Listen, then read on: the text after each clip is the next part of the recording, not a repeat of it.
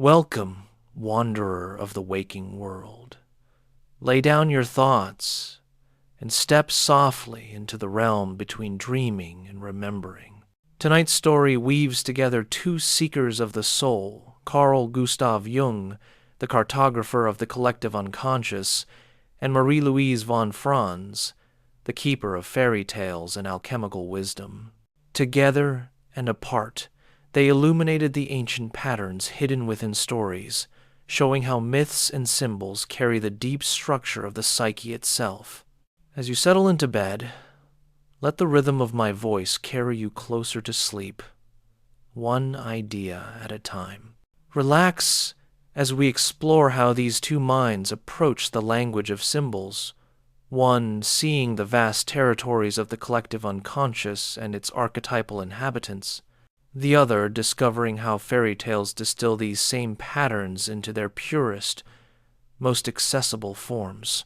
Their dialogue, whether spoken in Jung's study or across the decades of von Franz's work, illuminates the vast territories of human consciousness. If you enjoy these quiet tales of psychological dialogue and wonder, press the like button and subscribe to join me on future journeys through the conversations between great minds. Tell me in the comments which psychological relationship intrigues you most, the mentor and student, the collaborators, the friendly rivals, and together we'll explore them in nights to come. Now, let the world fade. Drift with me through the intertwining paths of Jung and Marie-Louise von Franz as we wander between their visions and listen to the echoes where their insights meet and part.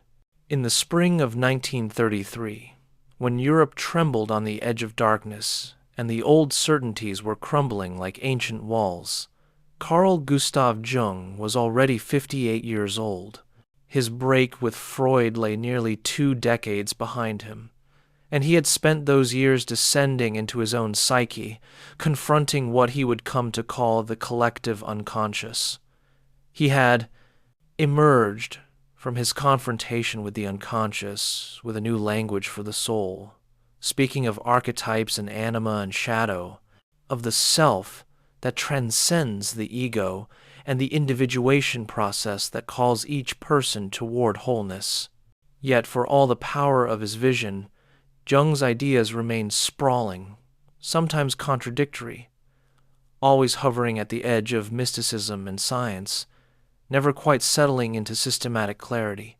In those same years, a young woman named Marie-Louise von Franz was growing up in Munich, born on the 4th of January, 1915, into a world that would be shattered by war before she reached adolescence. She came from an Austrian military family, and her childhood was marked by the displacement and uncertainty that followed the First World War. Her father, an Austrian baron, had served in the military, and the family's aristocratic background would shape her sense of duty, discipline, and dedication to something greater than herself. But it was not military service that would claim her devotion. From her earliest years, Marie-Louise was drawn to stories, the old tales her grandmother told, the myths and legends that seemed to contain truths more real than the historical events unfolding around her. She was a brilliant student, mastering languages with the ease of someone for whom words were not merely tools, but living things. By her teenage years, she could read Greek and Latin with fluency, and she moved through French, Italian, and English as though they were native tongues. This gift for languages would prove essential, for it would allow her to read fairy tales and myths in their original forms, to catch the subtle shadings and resonances that translation often erases. But in her youth, she did not yet know what purpose this gift would serve. She studied classical philology at the University of Zurich, drawn to the ancient texts that seemed to speak of eternal truths, but she felt a restlessness, a sense that the academic study of dead languages was not quite what her soul required. Jung, meanwhile, was entering what would become the most productive period of his life. The years following his break with Freud had been tumultuous, marked by what he called his confrontation with the unconscious, a period of intense inner turmoil during which he had felt himself descending into near madness. He had recorded his visions and fantasies in what would later be published as the Red Book, a manuscript he kept private for decades, knowing it was too raw, too personal, too strange for public consumption. But from that descent, he had emerged with the core insights that would define his mature work. He understood now that the psyche was not merely personal but collective, that beneath the surface of individual consciousness lay patterns and images that belonged to no single person but to humanity as a whole. He was developing his theory of archetypes, those primordial images that shape human experience, across cultures and centuries. The great mother, the wise old man, the hero, the trickster. These were not inventions of individual minds, but fundamental structures of the psyche itself, as universal as the structure of the human body. Jung saw them everywhere, in dreams, in myths, in the symptoms of his patients, in the religious symbols that every culture had produced. But he struggled to articulate exactly what archetypes were.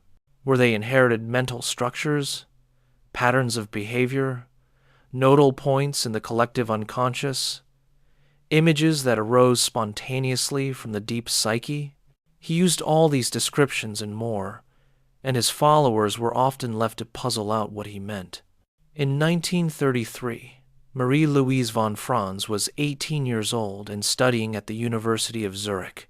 It was there, through a series of chances that she would later see as anything but accidental, that she encountered Carl Jung. A friend invited her to attend one of Jung's lectures, and she went, curious but without any sense that this encounter would determine the course of her life. Jung was speaking about dreams and symbols, about the strange logic of the unconscious that operates by analogy and image rather than linear reason. As she listened, something in her recognized what he was describing. The fairy tales she had loved as a child, the myths she had studied in Greek and Latin, they followed this same strange logic, this same symbolic grammar. After the lecture, Marie-Louise approached Jung with a dream she had recently experienced, a dream so vivid and unusual that she felt compelled to understand it. Jung listened with that intense attention he brought to such matters, and then he began to amplify the dream's symbols, showing how they connected to mythological motifs, how they reflected patterns older than consciousness itself. For Marie-Louise, it was a revelation. Here was someone who took dreams seriously, who understood that the stories that arose unbidden from the psyche were not meaningless, but carried profound wisdom. She asked if she might attend more of his lectures, and Jung agreed. Thus began a relationship that would last until Jung's death in 1961 and would extend far beyond, as von Franz spent the remaining decades of her life elaborating, clarifying, and extending Jung's work. But this was not a typical mentor-student relationship, not a simple case of a young woman absorbing the wisdom of an older man. From the beginning, von Franz brought her own gifts to the collaboration. Her mastery of languages allowed her to read source materials that Jung could not access directly.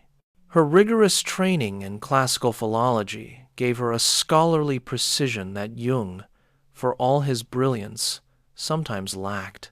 And most importantly, she brought an intuitive understanding of how stories work, how they condense and crystallize psychological truths in narrative form. Where Jung saw archetypes as vast, somewhat nebulous structures underlying consciousness, von Franz would come to see them as patterns that express themselves most clearly in the distilled form of fairy tales. By 1934, Just a year after their first meeting, von Franz had become part of Jung's inner circle. She began working with him as a research assistant, helping him prepare his lectures and explore the mythological and alchemical texts that fascinated him. But more than that, she became one of the few people with whom Jung could discuss his most speculative ideas, his intuitions about synchronicity and the unus mundus, the unified reality that underlies the apparent separation of mind and matter. Von Franz had the rare combination of intellectual rigor and openness to the numinous, the capacity to engage with Jung's wildest theories while also subjecting them to careful analysis. Jung at this time was increasingly drawn to alchemy. He had discovered in the medieval alchemical texts a symbolic language that paralleled the process of psychological transformation he was observing in his patients and had experienced in his own descent into the unconscious. The alchemists spoke of turning base metal into gold, but Jung understood this as a metaphor for the transformation of the personality, the process by which the unconscious contents are integrated into consciousness, and the self emerges from the prima materia of raw, undifferentiated psychic energy. Alchemy became for Jung a kind of historical precedent for analytical psychology, proof that others had intuited the same processes centuries before modern psychology gave them names. Von Franz was immediately fascinated by Jung's alchemical researches. She began studying the texts herself, learning to read the strange symbolic language in which the alchemists described their work. And what she discovered was that alchemy was not a single, unified tradition, but a collection of different approaches, different symbolic systems, all attempting to articulate the mystery of transformation. Some alchemists emphasize the chemical operations, others the spiritual dimensions. Some wrote in obscure allegories, others in relatively straightforward descriptions. Von Franz began to see patterns in these variations, to understand how different alchemical texts emphasized different aspects of the transformation process. She also began to notice something that would become central to her own work. The alchemical texts were structured like stories, like narratives of transformation. There was a beginning state, a series of operations or trials, and a final achievement. This was the same structure she recognized in fairy tales. The hero leaves home, undergoes trials, and returns transformed. The princess is cursed, suffers, and is redeemed. The youngest son is underestimated, proves his worth, and inherits the kingdom. These were not arbitrary plots, but narrative expressions of the individuation process, the journey toward wholeness that Jung had identified as the central task of the second half of life. During these early years of their collaboration, von Franz also underwent analysis with Jung, as was customary for those who would become Jungian analysts themselves. This personal work deepened her understanding of Jung's concepts, but it also revealed to her the gaps and ambiguities in his theoretical framework. Jung was a brilliant clinician and an intuitive genius, but he was not always a clear systematizer. His writings could be contradictory, circling around insights rather than stating them directly, using different terms for the same concept or the same term for different concepts. Von Franz, with her scholarly training and her need for precision, began to see where Jung's ideas needed clarification, where they needed to be grounded in more concrete examples, where they needed to be made teachable. The 1930s and 40s were tumultuous decades in Europe, and both Jung and von Franz navigated the dangers of those years. Jung's relationship with the Nazi regime has been the subject of much controversy. He accepted the presidency of the International General Medical Society for Psychotherapy in 1933, a position that required some accommodation with Nazi authorities, though he also used the position to protect Jewish analysts and maintain international connections. Von Franz, for her part, remained largely apolitical, focused on her studies and her inner work. The external chaos of the world seemed to make the exploration of the timeless realm of symbols and archetypes all the more urgent. If the outer world was descending into madness, perhaps understanding the psyche's deep structures could offer a kind of orientation, a connection to something more enduring than the political ideologies tearing Europe apart. After the war, in the late 1940s and early 1950s, von Franz completed her training as a Jungian analyst and began seeing patients of her own. This clinical work proved crucial for her development as a thinker. She discovered that fairy tales were not merely intellectual curiosities, but powerful therapeutic tools. When she shared fairy tales with patients whose dreams or symptoms resonated with particular story patterns, something shifted. The patients could see their own psychological processes reflected in the story's structure, could understand their suffering as part of a meaningful pattern rather than meaningless chaos. The fairy tale provided a container for the archetypal energies that were active in the patient's psyche, giving them form and making them more manageable. Von Franz also began to notice that different patients resonated with different fairy tales, and that these preferences were not arbitrary. A patient struggling with anima problems, a man unable to relate to his own feminine soul, would be drawn to stories about enchanted princesses or femme fatales.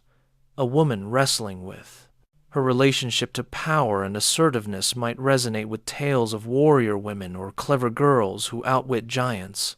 The fairy tales were like diagnostic tools, revealing which archetypal patterns were active in a person's psyche.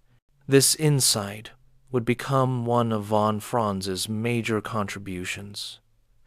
The understanding that fairy tales are not just illustrations of Jungian concepts, but are in themselves a primary expression of the collective unconscious, perhaps even purer than myths because they are less elaborated, less shaped by conscious theological or philosophical intentions.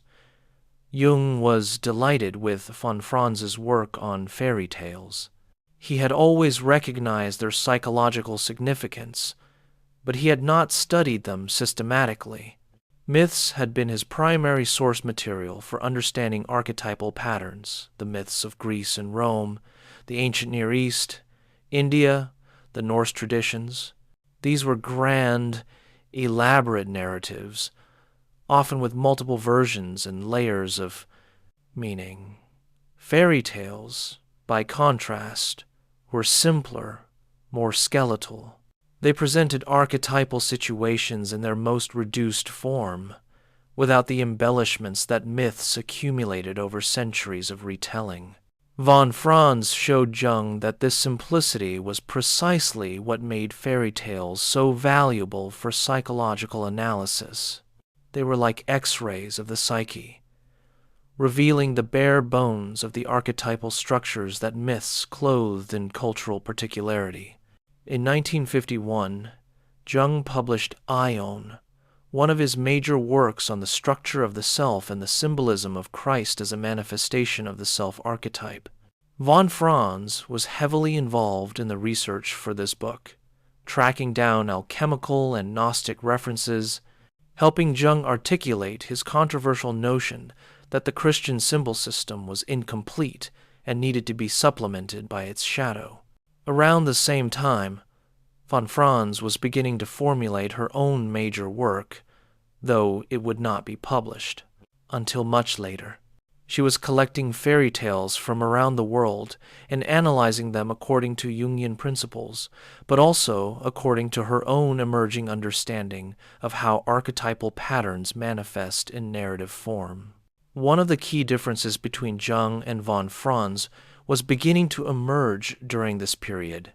Jung approached the psyche through the lens of direct experience, his own confrontation with the unconscious, his work with patience, his engagement with active imagination. He trusted his intuitions and his visions, even when they led him into territory that conventional science could not accept. Von Franz, while deeply respectful of the unconscious and its wisdom, approached it more through the lens of scholarship and comparative analysis. She trusted patterns that emerged across multiple stories, multiple cultures, multiple tellings. Where Jung would make bold intuitive leaps, von Franz would painstakingly gather examples and variations, building her case through accumulation of evidence rather than visionary insight. This difference in approach was complementary rather than contradictory. Jung provided the visionary framework, the grand map of the psyche with its archetypes and complexes and collective unconscious. Von Franz provided the detailed cartography, showing exactly how these structures manifested in specific stories, how they varied across cultures, how they evolved over time. Jung was the explorer who discovered the new continent. Von Franz was the surveyor who mapped its territories in meticulous detail. In the 1950s, as Jung entered his 8th decade, he increasingly relied on his closest collaborators to carry forward his work.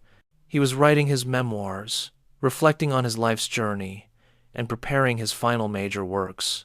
Von Franz was now a full colleague rather than a student, and she began to tackle some of the most difficult aspects of Jung's thought. She wrote on synchronicity, that mysterious principle of a causal connection that Jung had identified but struggled to explain. She explored the psychological significance of numbers, seeing in mathematical structures another expression of archetypal order. And she continued her deep work with alchemy, producing studies that went beyond Jung's own, identifying subtleties in the alchemical process that Jung had only intuited. One of von Franz's most significant contributions during this period was her work on the problem of evil. Jung had always insisted that the shadow, the dark, rejected aspects of the personality must be integrated rather than repressed or projected onto others. He had extended this insight to the collective level, arguing that evil is a real force in the psyche, not merely the absence of good as traditional Christian theology maintained. Von Franz took this further, exploring how fairy tales deal with the problem of evil.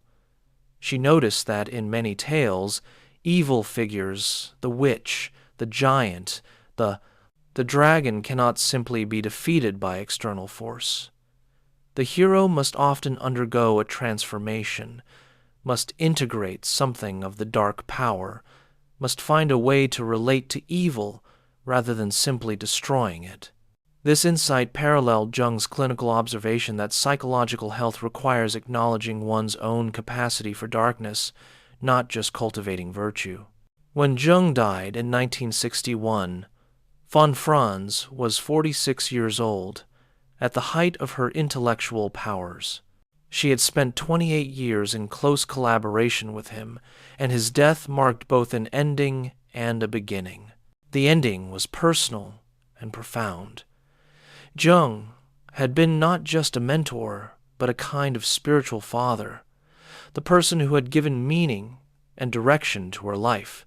But his death also freed von Franz to develop her own voice more fully, to take the Jungian framework in directions Jung himself might not have pursued.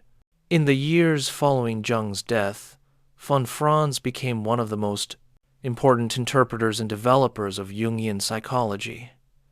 She wrote books that made Jung's ideas more accessible, more systematic, more teachable.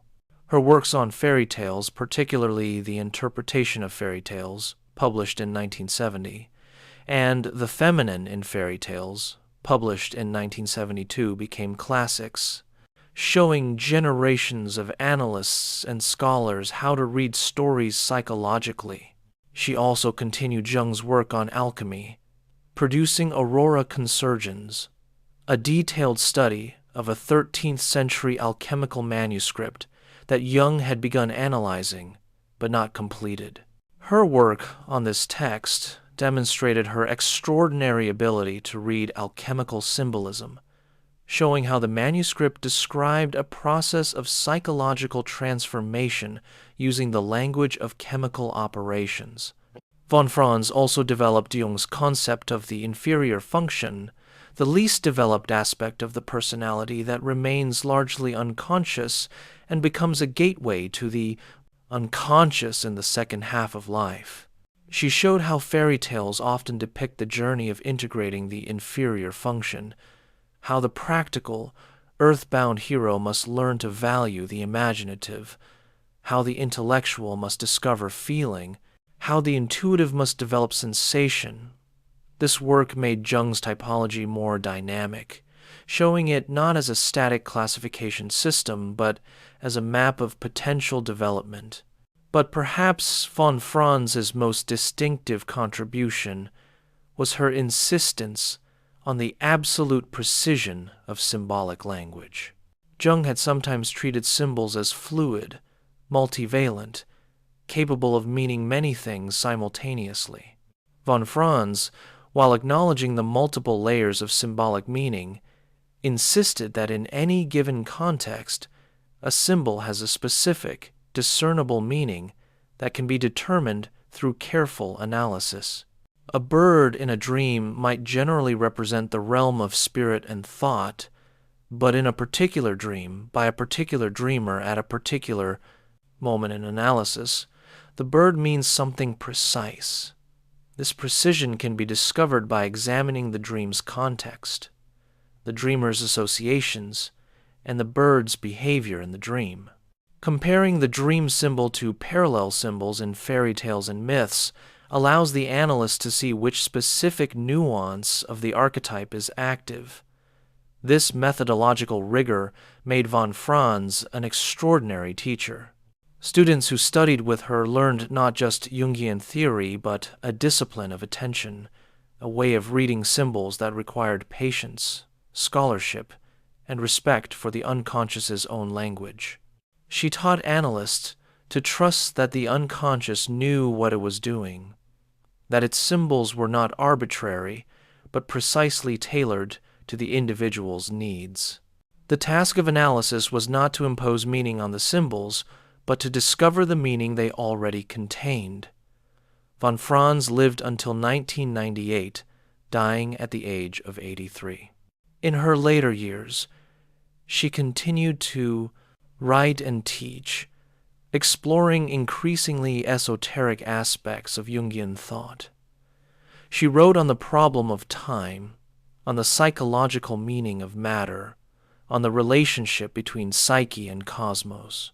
These late works pushed Jung's ideas toward their most mystical implications, suggesting that the psyche is not contained within individual skulls, but is something cosmic, something that participates in the very structure of reality itself.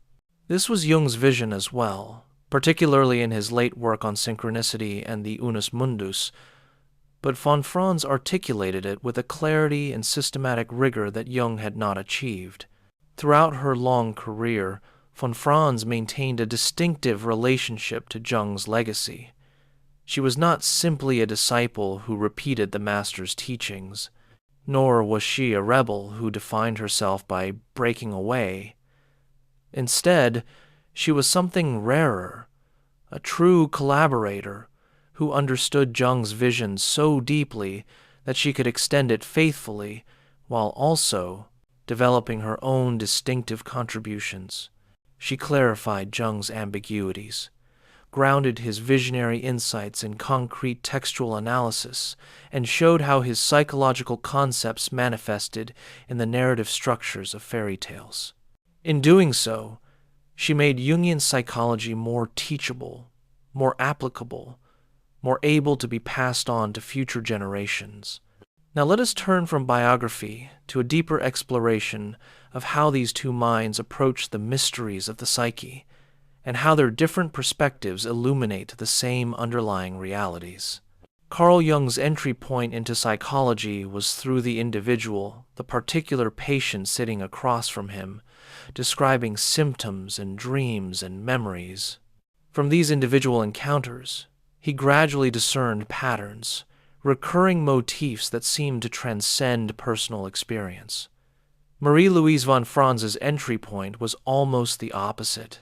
She came to psychology through the impersonal, the ancient tales and alchemical, texts that belonged to no single author, that had been shaped by countless tellers and hearers over centuries. From these collective expressions, she learned to recognize the patterns that also appeared in individuals. This difference in starting points shaped their entire approaches.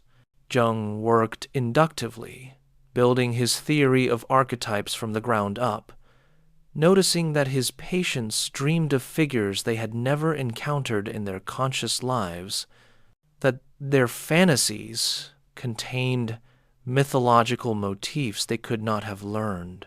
Von Franz worked more deductively, starting with the archetypal patterns visible in fairy tales and myths, then recognizing how these same patterns manifested in individual psychology.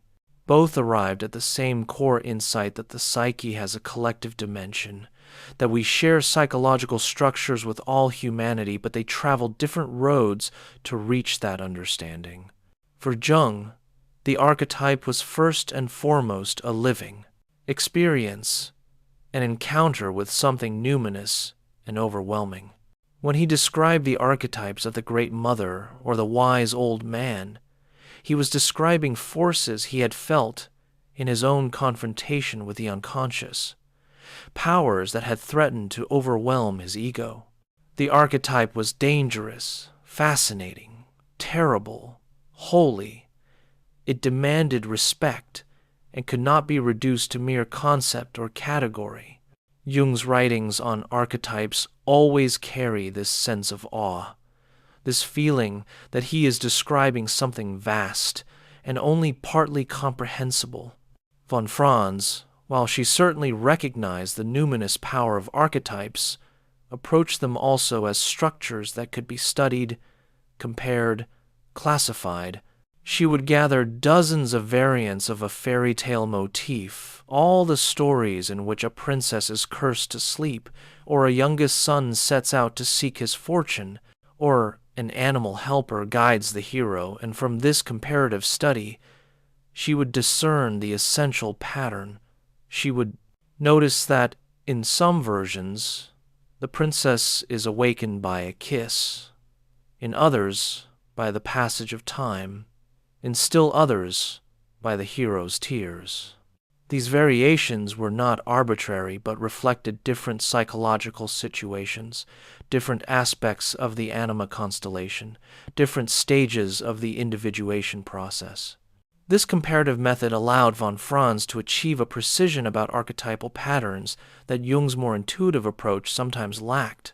Take the anima, Jung's term for the feminine aspect of a man's psyche, the unconscious contrasexual component that mediates between the ego and the deeper unconscious. Jung wrote brilliantly about the anima, describing its various manifestations, from seductive enchantress to wise spiritual guide, from mood-producing demon to muse. But his descriptions were often poetic and evocative rather than systematic. One could read Jung's writings on the anima and come away with a powerful sense of what it is without being entirely clear about how to recognize it in a particular case. Von Franz took Jung's concept of the anima and subjected it to meticulous analysis through fairy tales.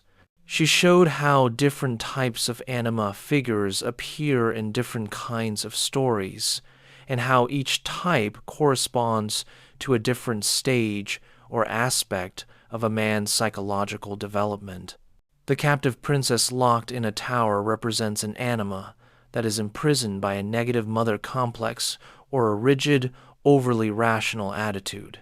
The enchantress who lures men to their doom represents an anima contaminated with the shadow, drawing the man toward his own destructive impulses. The helpful animal bride who aids the hero, but whom he must not betray, represents an anima that can mediate creativity and wisdom if the man respects its autonomous nature. By analyzing hundreds of such tales, von Franz created what amounts to a taxonomy of anima manifestations, making Jung's concept far more usable for practical analytical work. She did the same for the animus, Jung's term for the masculine aspect of a woman's psyche. Jung had written about the animus primarily in terms of its negative manifestations, the animus, as a source of rigid opinions, sweeping generalizations, and argumentativeness in women. Von Franz, while acknowledging these negative manifestations, showed how the animus also appears positively in fairy tales as the prince who awakens the sleeping princess, the hunter who guides the heroine through the forest, the craftsman who helps her accomplish an impossible task. She showed that the animus, like the anima, goes through developmental stages, from primitive and violent to refined and spiritual, and that a woman's psychological development involves transforming her relationship to these inner masculine energies. This brings us to one of the central differences between Jung and von Franz, their relationship to gender. Jung, a man of his time, often wrote about the masculine and feminine in ways that seem essentialist and stereotypical to contemporary readers. He associated logos with masculinity, reason, discrimination, analysis, and eros, with femininity, relatedness, feeling, connection. He saw the anima in men and the animus in women as compensatory principles, balancing the conscious gender identity with opposite unconscious qualities. Von Franz, while she never rejected Jung's basic framework of anima and animus, subtly complicated it through her fairy tale analyses. She showed, for instance, that many fairy tales feature heroines who are active, clever, and resourceful qualities Jung might have associated with the masculine principle. Red Riding Hood outsmarts the wolf in some versions. Gretel saves her brother by outwitting the witch. The Goose Girl maintains her dignity and truth despite persecution. Von Franz did not abandon Jung's concept of the animus, but showed that feminine consciousness has its own forms of strength and agency that cannot be reduced to an internalized masculine principle. Similarly, she showed that the heroes in fairy tales often succeed not through force but through kindness, obedience to helpful animals, or even through failure and suffering that transforms them. The feminine principle, in other words, operates in male heroes as well as female heroines. This nuancing of Jung's gender concepts reflects a broader difference in their approaches. Jung, for all his psychological sophistication, retained certain philosophical commitments from his 19th century upbringing. He believed in complementary opposites, masculine and feminine, conscious and unconscious, spirit and matter, and saw psychological health as involving the union of these opposites. Von Franz, while she accepted the general principle of compensatory opposites, was more interested in the specific ways these opposites interact in particular cases. She was less invested in maintaining clear boundaries between masculine and feminine, more interested in showing how these principles intermingle and transform each other. Nowhere is this difference more apparent than in their work on alchemy. Jung discovered in alchemy a symbolic language for psychological transformation, and he spent the last decades of his life elaborating the parallels between alchemical operations and the individuation process. His magnum opus, Mysterium Coniunctionis, traces the alchemical symbolism of the sacred marriage, the union of opposites that produces the philosopher's stone, the self in psychological terms. Jung saw alchemy as a projection of the individuation process onto matter, an unconscious attempt to work out psychological transformation through chemical operations. Von Franz immersed herself even more deeply in the alchemical texts than Jung did. She learned to read Latin with the particular understanding needed for these strange documents, and she studied the variant traditions of alchemy, the Arabic sources, the medieval, European texts, the Renaissance elaborations.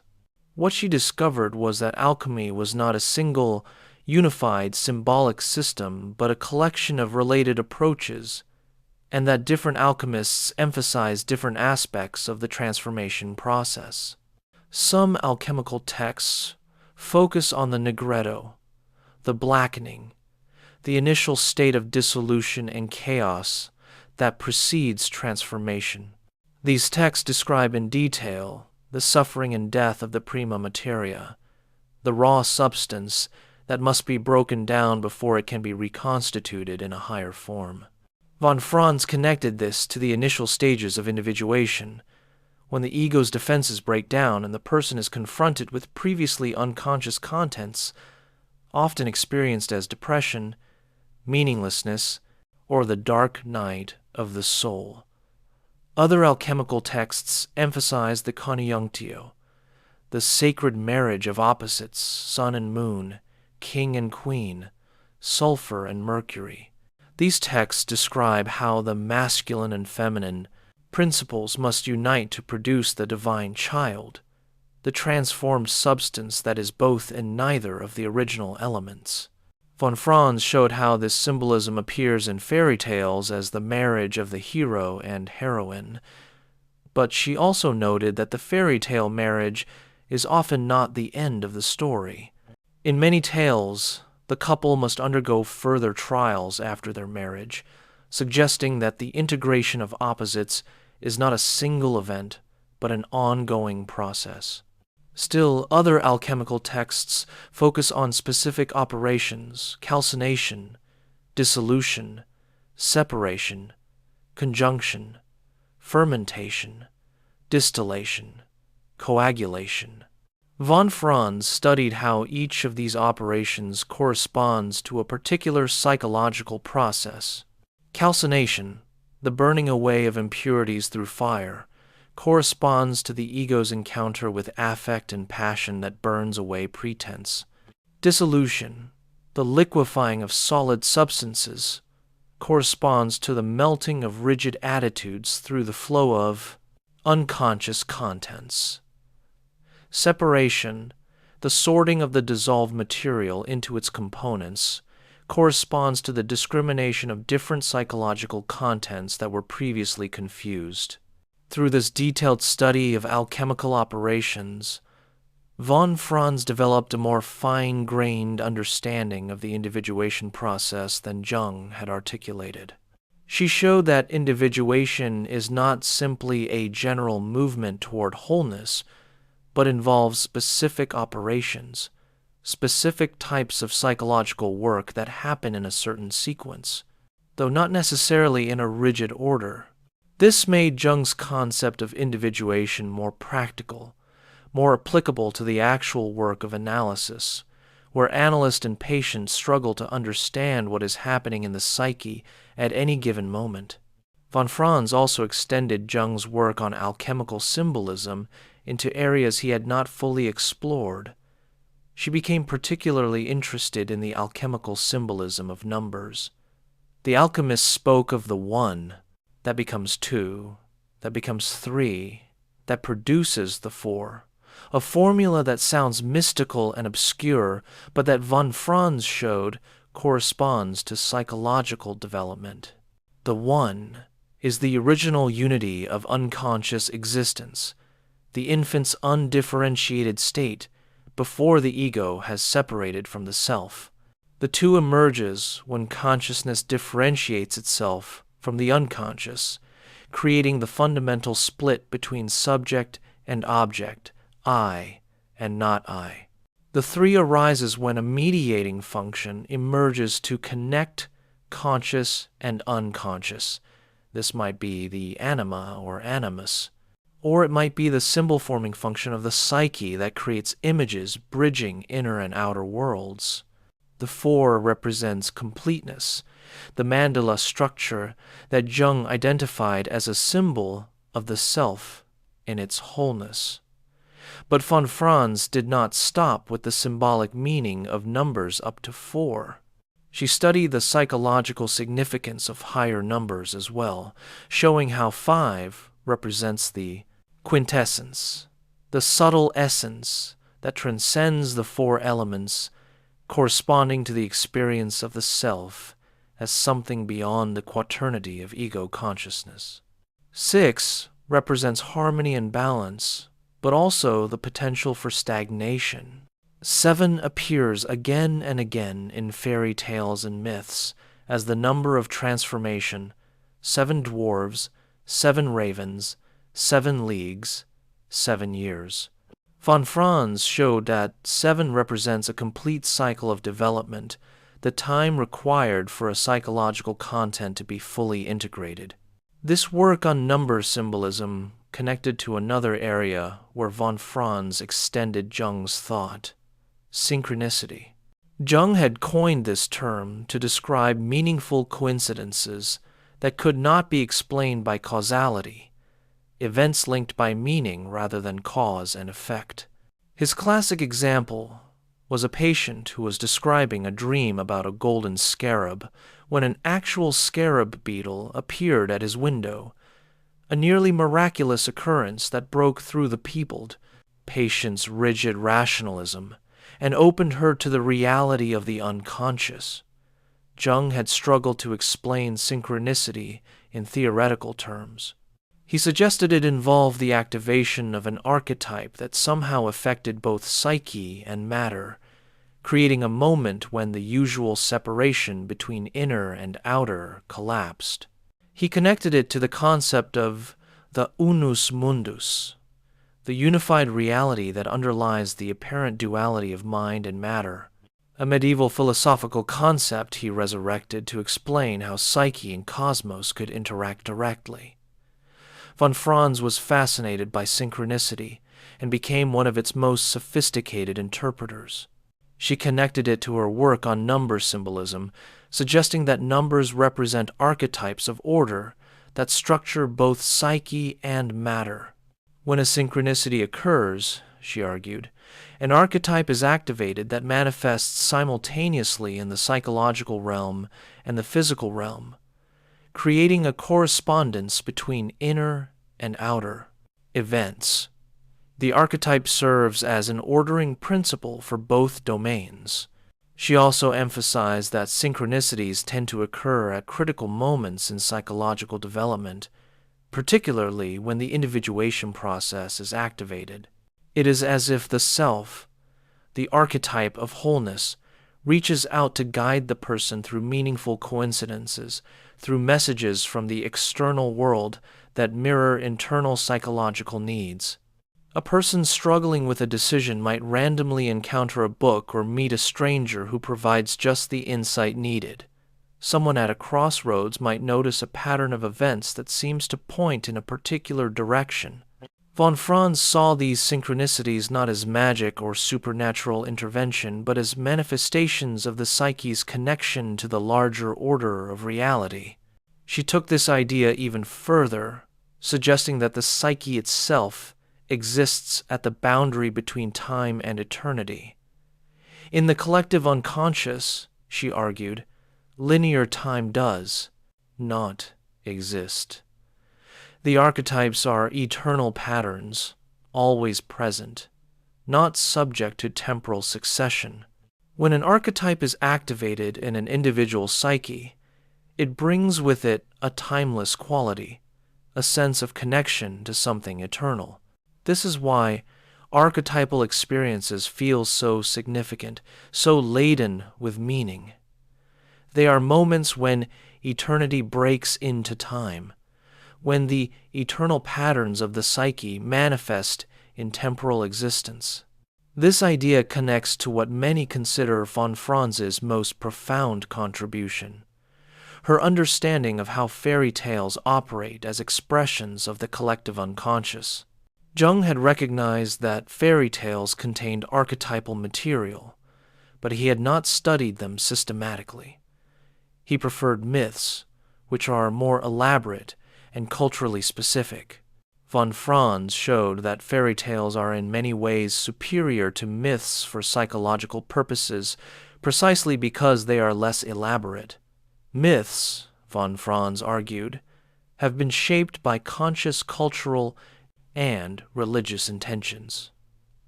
The Greek myths were collected and standardized by poets and playwrights. The Norse myths were recorded by Christian scribes who inevitably influenced their telling. The myths of India are embedded in complex philosophical and theological systems.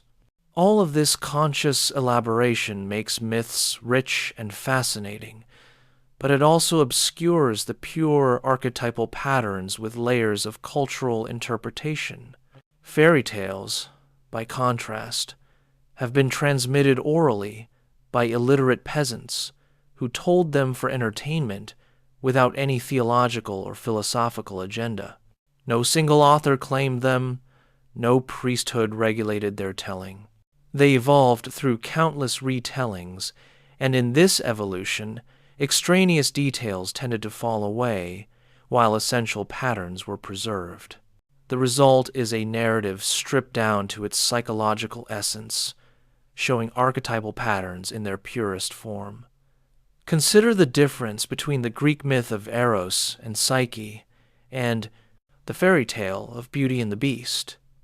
The myth is embedded in a larger philosophical narrative about the soul's journey, written by the Roman philosopher Apuleius as part of his novel, The Golden Ass. It contains elaborate allegorical elements and reflects Platonic philosophy. The fairy tale, collected from oral tradition by Madame Leprince de Beaumont in the 18th century, tells a structurally similar story, but in simpler form. A young woman must learn to love a beast, and through her love, the beast is transformed into a prince. Von Franz would analyze both the myth and the fairy tale, but she would argue that the fairy tale reveals the archetypal pattern more clearly. In both stories, a feminine figure must overcome her fear of masculine otherness, must learn to relate to what initially appears monstrous.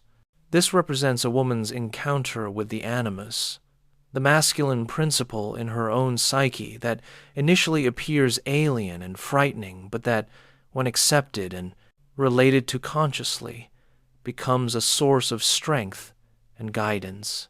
The fairy tale strips this pattern to its essentials, while the myth elaborates it with philosophical and cultural details that, however interesting, somewhat obscure the pure psychological process. Von Franz developed a distinctive method for interpreting fairy tales based on this understanding. She would begin by examining the opening situation of the tale, which typically presents a problem or imbalance. A king has no children, or a youngest son is underestimated, or a girl is persecuted by a stepmother. This opening situation, von Franz argued, represents the initial psychological state of the individual whose development the tale maps. The person is stuck in an imbalanced situation that cannot continue. Then the tale proceeds through a series of trials, encounters, and transformations.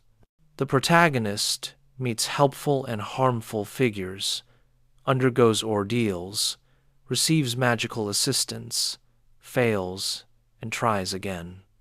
Von Franz read each of these episodes as representing a stage in psychological development, a specific encounter with archetypal forces.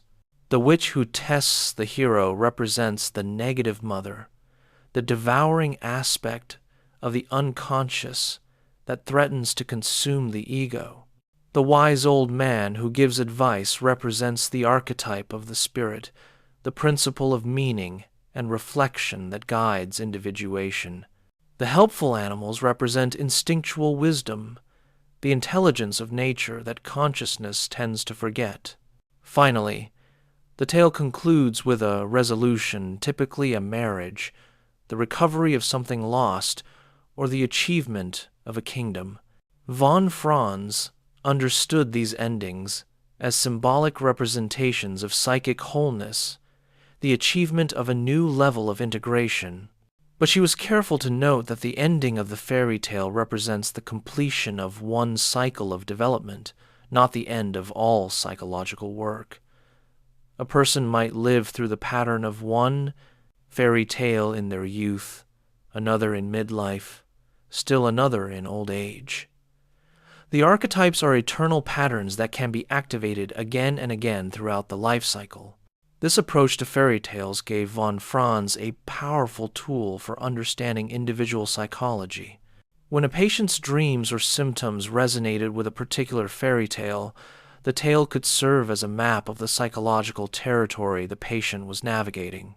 If a woman was struggling with animus problems and her dreams featured aggressive male figures, von Franz might recognize the pattern of tales like The Robber Bridegroom or Fitcher's Bird, stories in which a young woman must escape from a murderous masculine figure.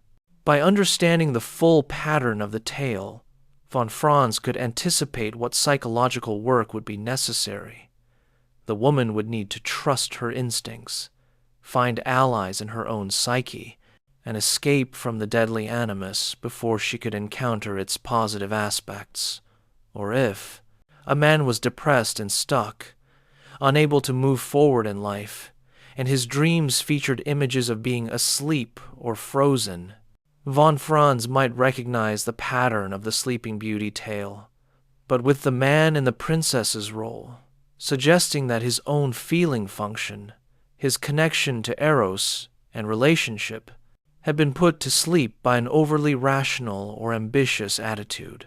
The task would be to allow this sleeping aspect to be awakened, perhaps through analysis, perhaps through some creative pursuit that reconnected him to his feelings. Jung appreciated von Franz's work on fairy tales, but approached them somewhat differently. For Jung, the power of any symbolic material lay in its ability to evoke direct psychological experience, to activate the archetypes in the here and now.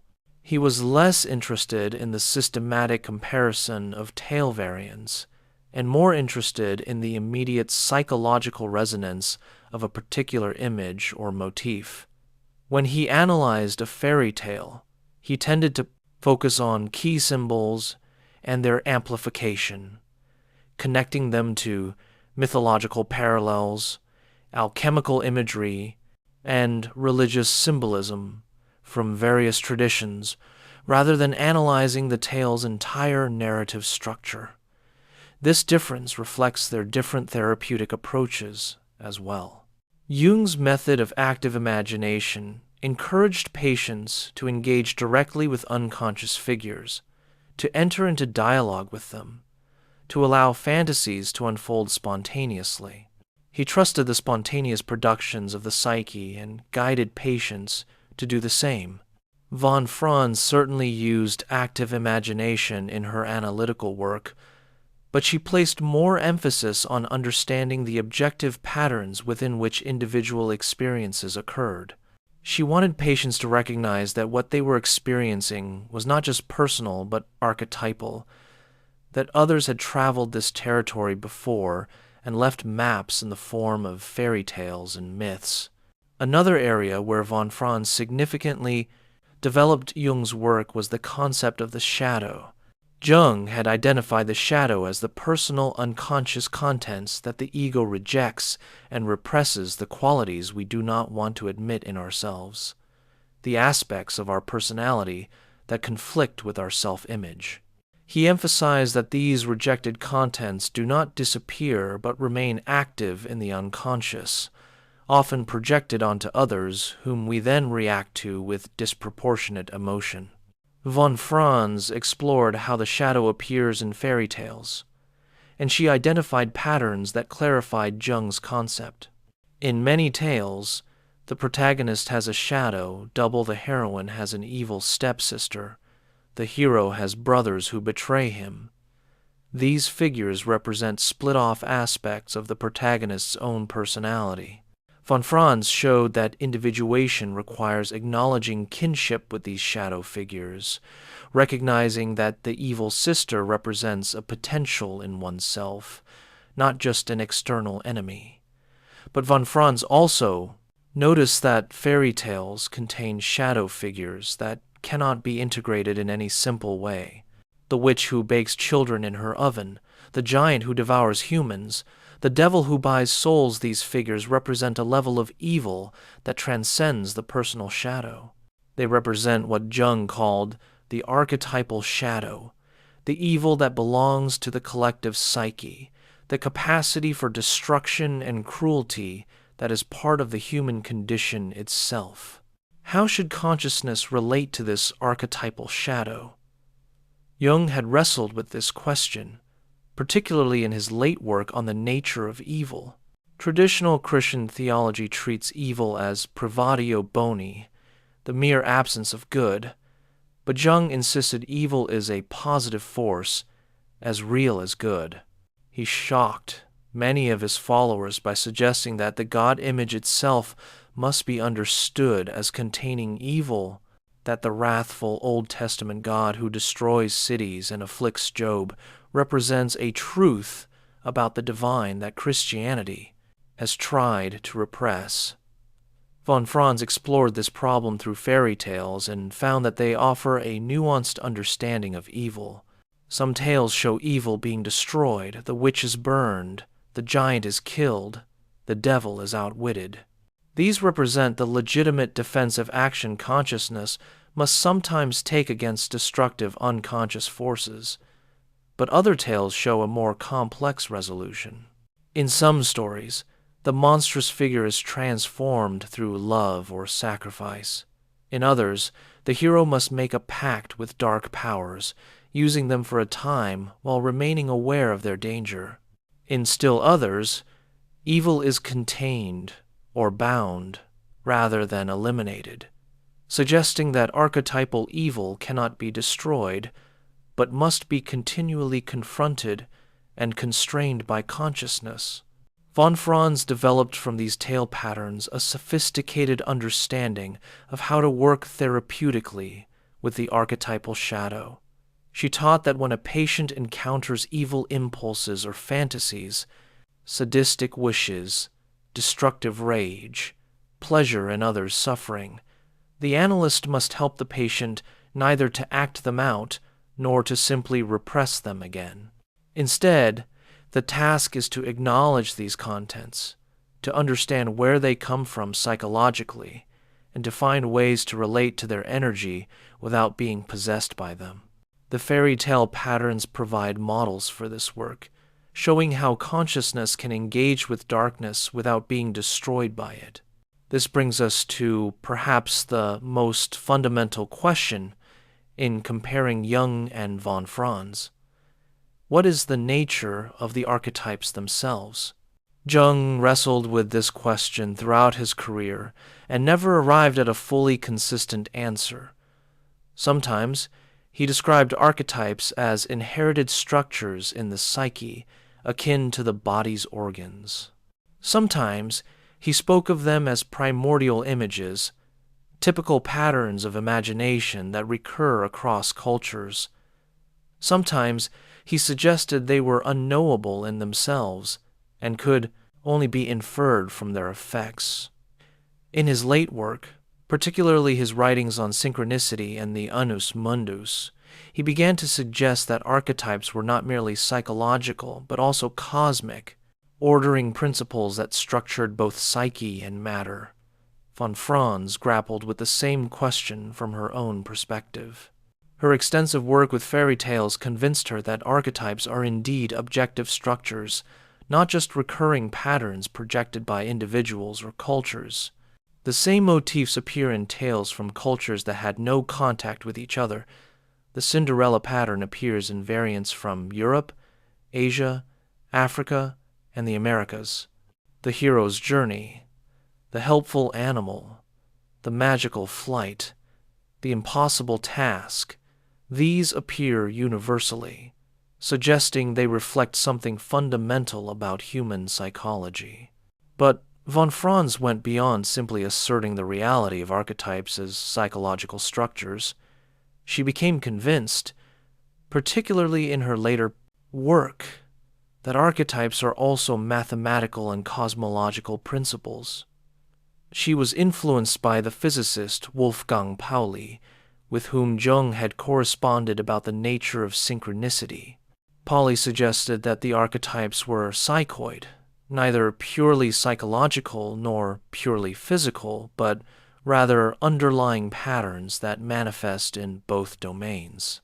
Von Franz developed this idea, arguing that the archetypes are number structures, ordering principles that can be expressed mathematically as well as symbolically. This mathematical dimension of von Franz's thought is perhaps her most esoteric contribution, and it takes Jung's ideas in a direction he only hinted at. She studied how numbers structure fairy tales, why 3 and 7 appear so frequently, why certain transformations happen 4 times, why the pattern of descent and ascent follows mathematical proportions. She argued that these numerical patterns are not arbitrary but reflect the mathematical structure of the archetypes themselves. In her book, Number and Time, von Franz explored how archetypes relate to our experience of time.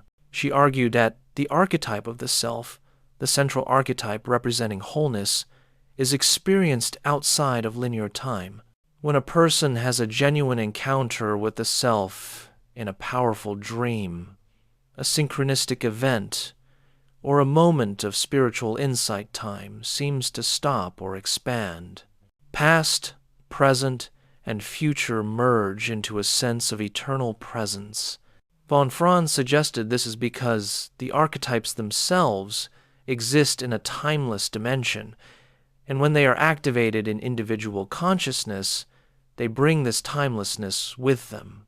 This idea connects to her understanding of how fairy tales work psychologically. Fairy tales always begin with once upon a time, a formula that takes the listener out of historical time and into mythic time, the eternal present of the psyche.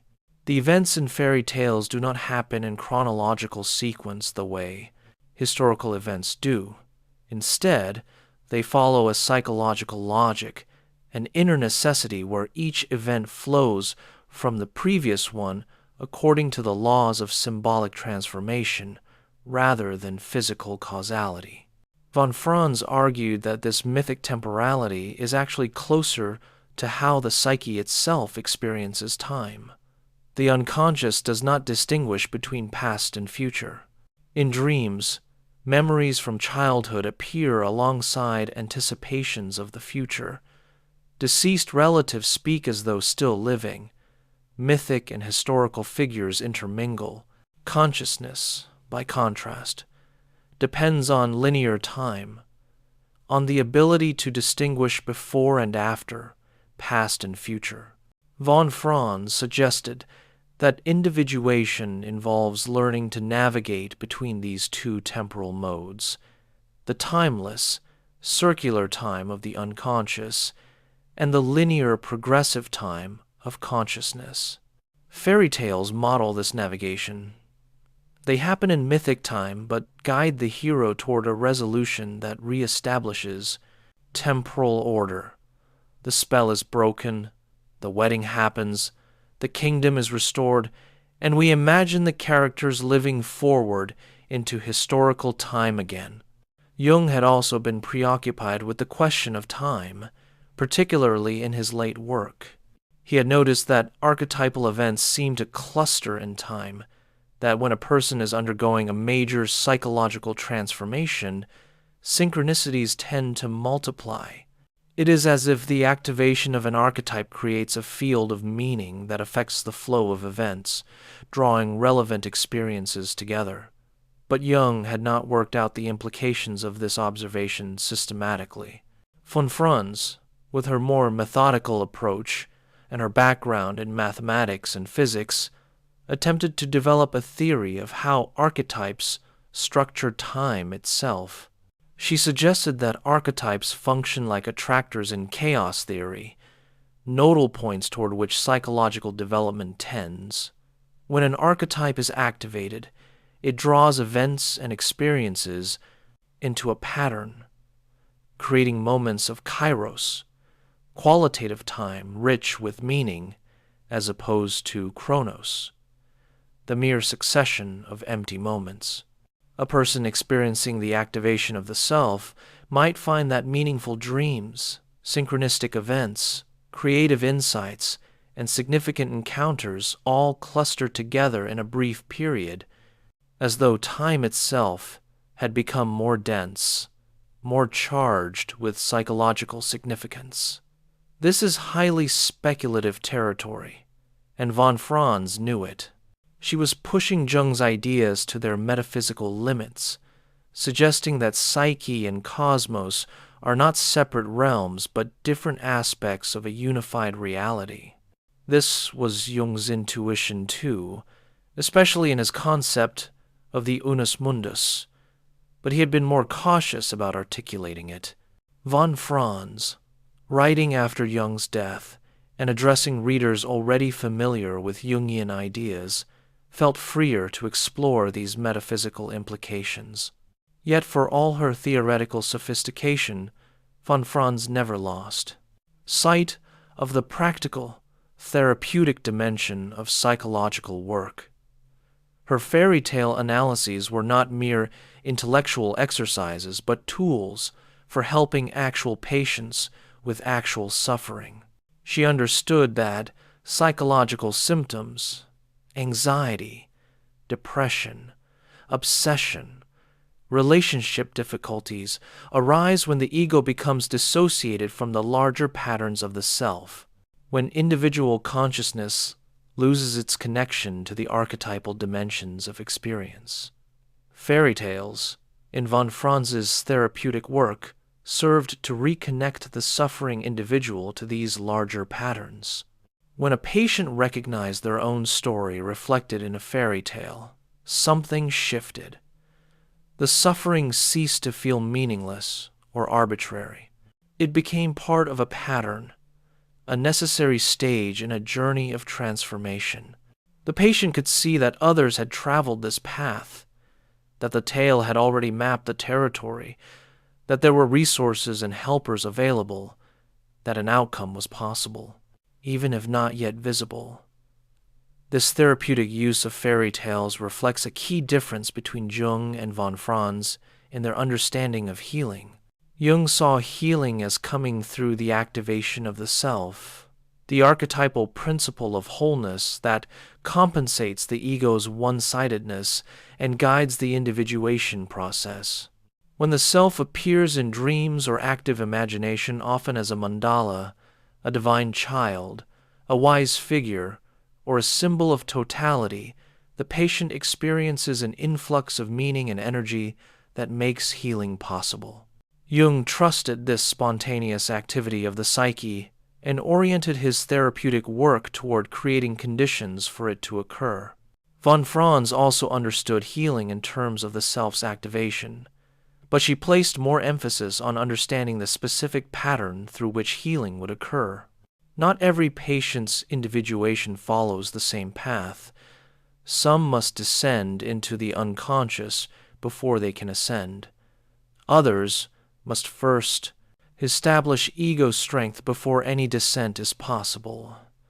Some need to integrate the shadow, others to rescue the anima or animus from imprisonment, still others to confront the negative parent complexes. By recognizing which fairy tale pattern corresponds to a patient's situation, von Franz could anticipate what psychological work lay ahead and guide the patient accordingly. This difference reflects a broader distinction in their approaches to therapeutic authority. Jung maintained a kind of shamanic authority in his analytical work, trusting his own intuitions about what a patient needed, sometimes interpreting dreams in ways the patient could not yet understand, occasionally even sharing his own dreams or visions if he felt it would help. He saw the analyst as a fellow traveler who had gone further along the path of individuation and could therefore guide others, but who remained aware that each person's journey is unique. Von Franz was more likely to step back and let the objective pattern speak for itself. When she shared fairy tales with patients, she was not imposing her own authority, but pointing to something objective in the collective psyche, a pattern that had existed long before she or the patient were born. This gave her interventions a different quality, less personal, more universal, offering the patient connection to something transpersonal that did not depend on the analyst's individual insights. Yet both Jung and von Franz understood that the analytical relationship itself is a container for transformation. Jung had written extensively about the transference, the way patients project archetypal images onto the analyst, seeing the analyst as wise parent, magical helper, savior, or enemy. He understood that these projections are not mere distortions, but necessary stages in psychological development. The patient must first experience the archetypal energies as though they belong to another person before they can recognize them as aspects of their own psyche. Von Franz added nuance to Jung's understanding of transference by showing how different fairy tale patterns involve different types of projection. In tales where the hero must rescue a captive princess, the projection is onto the anima, the man's inner feminine that appears first as an external figure needing rescue. In tales where the heroine must kiss a frog prince, the projection is onto the animus, the woman's inner masculine that appears first as something repulsive that must be accepted before it can transform. By recognizing which fairy tale pattern is active in a patient's transference, the analyst can better understand how to work with it. Throughout their long collaboration, Jung and von Franz maintained a deep mutual respect even when their approaches differed. Jung valued von Franz's rigor and her ability to articulate with precision what he intuited more broadly. She could take one of his expansive insights and show exactly how it manifested in specific symbolic material. He could offer a grand vision of the psyche's structure, and she would provide the detailed evidence to support it. Von Franz, for her part, never claimed to surpass Jung or to correct him fundamentally. She saw herself as continuing his work, developing it in areas he had not fully explored. Where Jung had mapped the major features of the psyche, ego, shadow, anima, and animus, Self von Franz charted the detailed pathways through which these structures interact. Where Jung had identified archetypes as universal patterns, von Franz showed their specific manifestations across hundreds of tales and texts. One of the most beautiful aspects of their collaboration was their shared love of alchemy. They would spend hours discussing obscure alchemical texts, tracing out the symbolic parallels between chemical operations and psychological transformations. Jung brought to these discussions his visionary understanding of alchemy as a projection of the individuation process. Von Franz brought her linguistic precision and her ability to read the texts in their original Latin and Greek, catching nuances that translations missed. Together, they explored the alchemical image of the hermaphrodite, the being that is both male and female, symbolizing the union of opposites that produces the philosopher's stone. Jung saw this as an image of the self, the archetype of wholeness that transcends the ego's identification with one gender. Von Franz showed how the hermaphrodite appears in fairy tales as well, in stories where the hero and heroine exchange clothes, where characters magically change gender, where twins of opposite sexes complete each other. She demonstrated that the hermaphrodite is not just an alchemical oddity, but a fundamental symbol of psychic wholeness that appears whenever the psyche is working toward integration of masculine and feminine. They explore the alchemical image of the peacock's tail, the moment in the alchemical process when many colors appear, indicating that the blackness of the nigredo has been overcome and the work is progressing toward the final whiteness and redness. Von Franz showed Jung how this image appears in fairy tales as the moment when the hero gains access to multiple possibilities, when choices proliferate, when the psyche is no longer trapped in single-minded pursuit of one goal. This corresponds psychologically to the moment when a depressed patient begins to feel interest in life again, when multiple feelings and possibilities become available after a period of dark emptiness. They discuss the alchemical solve, et coagula, dissolve and coagulate, the repeated cycle of breaking down and building up that characterizes the transformation process. Jung recognized this as parallel to the therapeutic process where old structures must be dissolved, old attitudes, old defenses, old identities, before new structures can form. But he also saw it as describing the oscillation between conscious and unconscious, the way the ego must sometimes surrender its control and sink back into the unconscious before it can re-emerge with new energy and insight. Von Franz added her observation that fairy tales often follow this rhythm. Structurally, the hero or heroine loses everything, descends into a nadir of suffering, and only then begins the ascent toward transformation. In their discussions of alchemy, we see the complementarity of their gifts most clearly. Jung provided the grand interpretive framework, seeing alchemy as the historical precedent for analytical psychology, proof that others had intuited the reality of psychic transformation centuries before modern depth psychology gave it scientific language. Von Franz provided the detailed textual scholarship, showing exactly which alchemical images correspond to which psychological processes, identifying the variants and elaborations across different alchemical traditions. This complementarity extended to their teaching as well. Jung's seminars were legendary, freewheeling, digressive, full of sudden insights and surprising connections. He would follow his intuition wherever it led, trusting that the unconscious was guiding the discussion toward what needed to be said. Students left his seminars stimulated and overwhelmed, carrying away brilliant fragments that they then had to piece together into some coherent understanding. Von Franz's teaching was more systematic.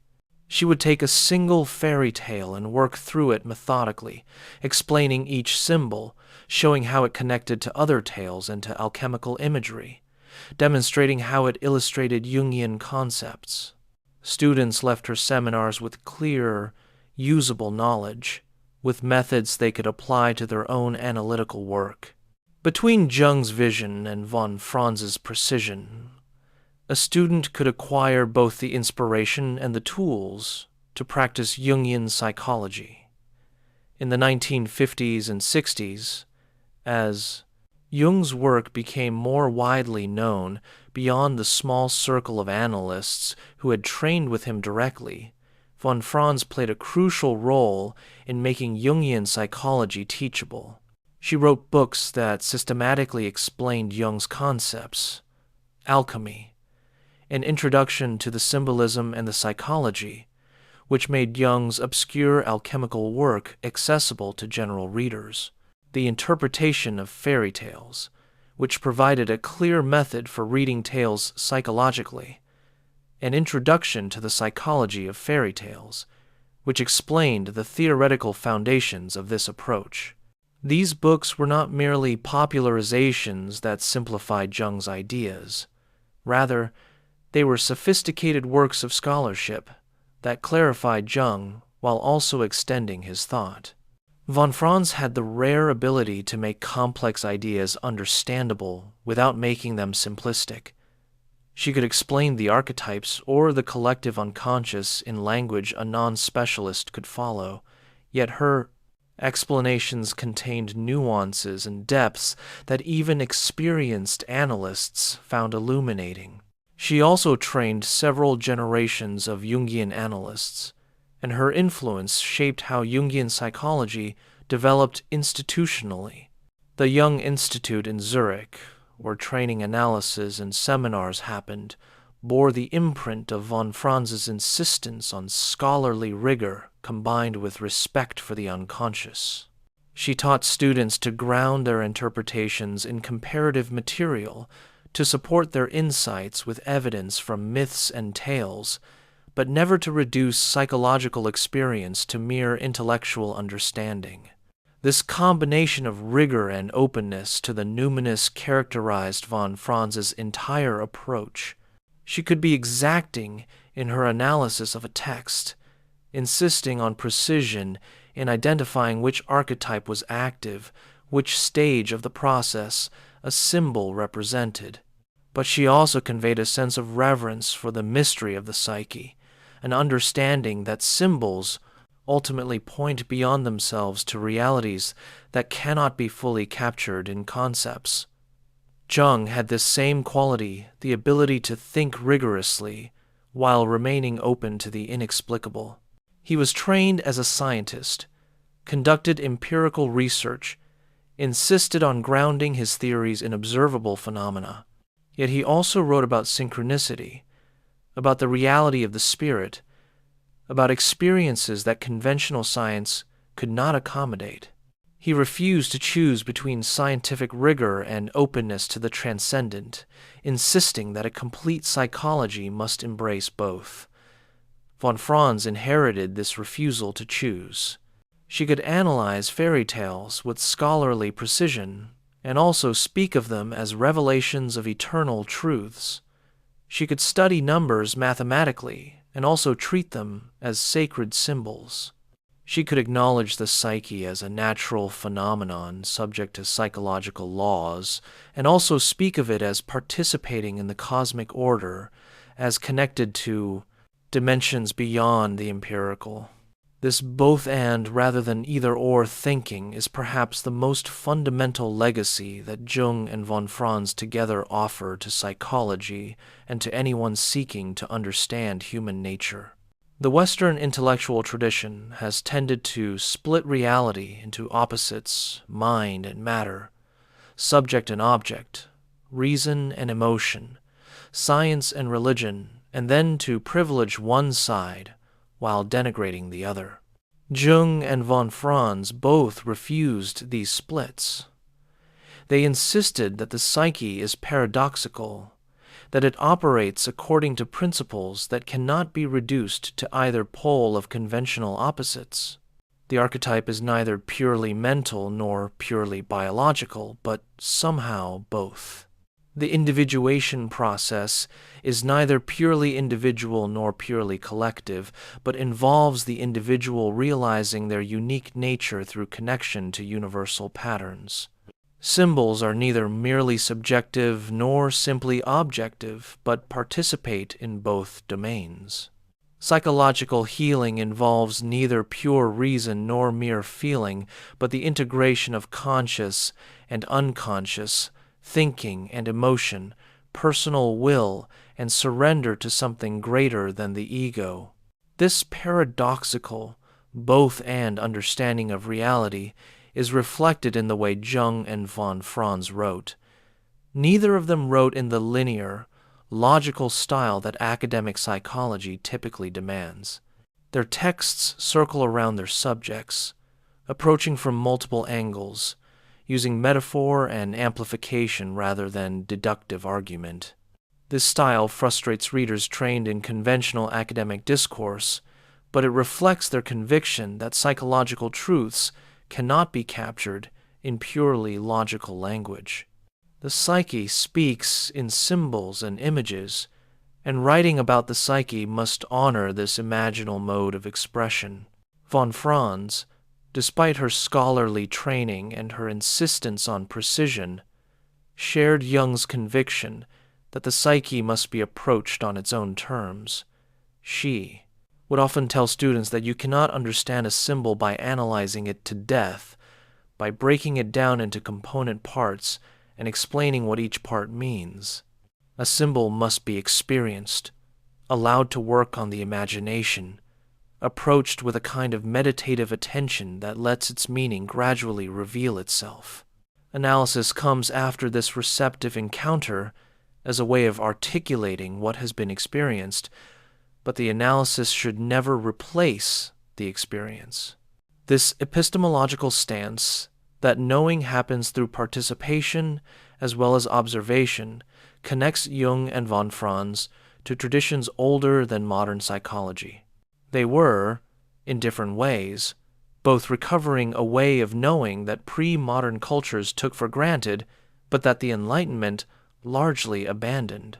In indigenous cultures, in ancient mystery religions, in contemplative spiritual traditions, knowing meant entering into relationship with what is known, allowing it to transform you, not just observing it from outside as a detached subject examining an object.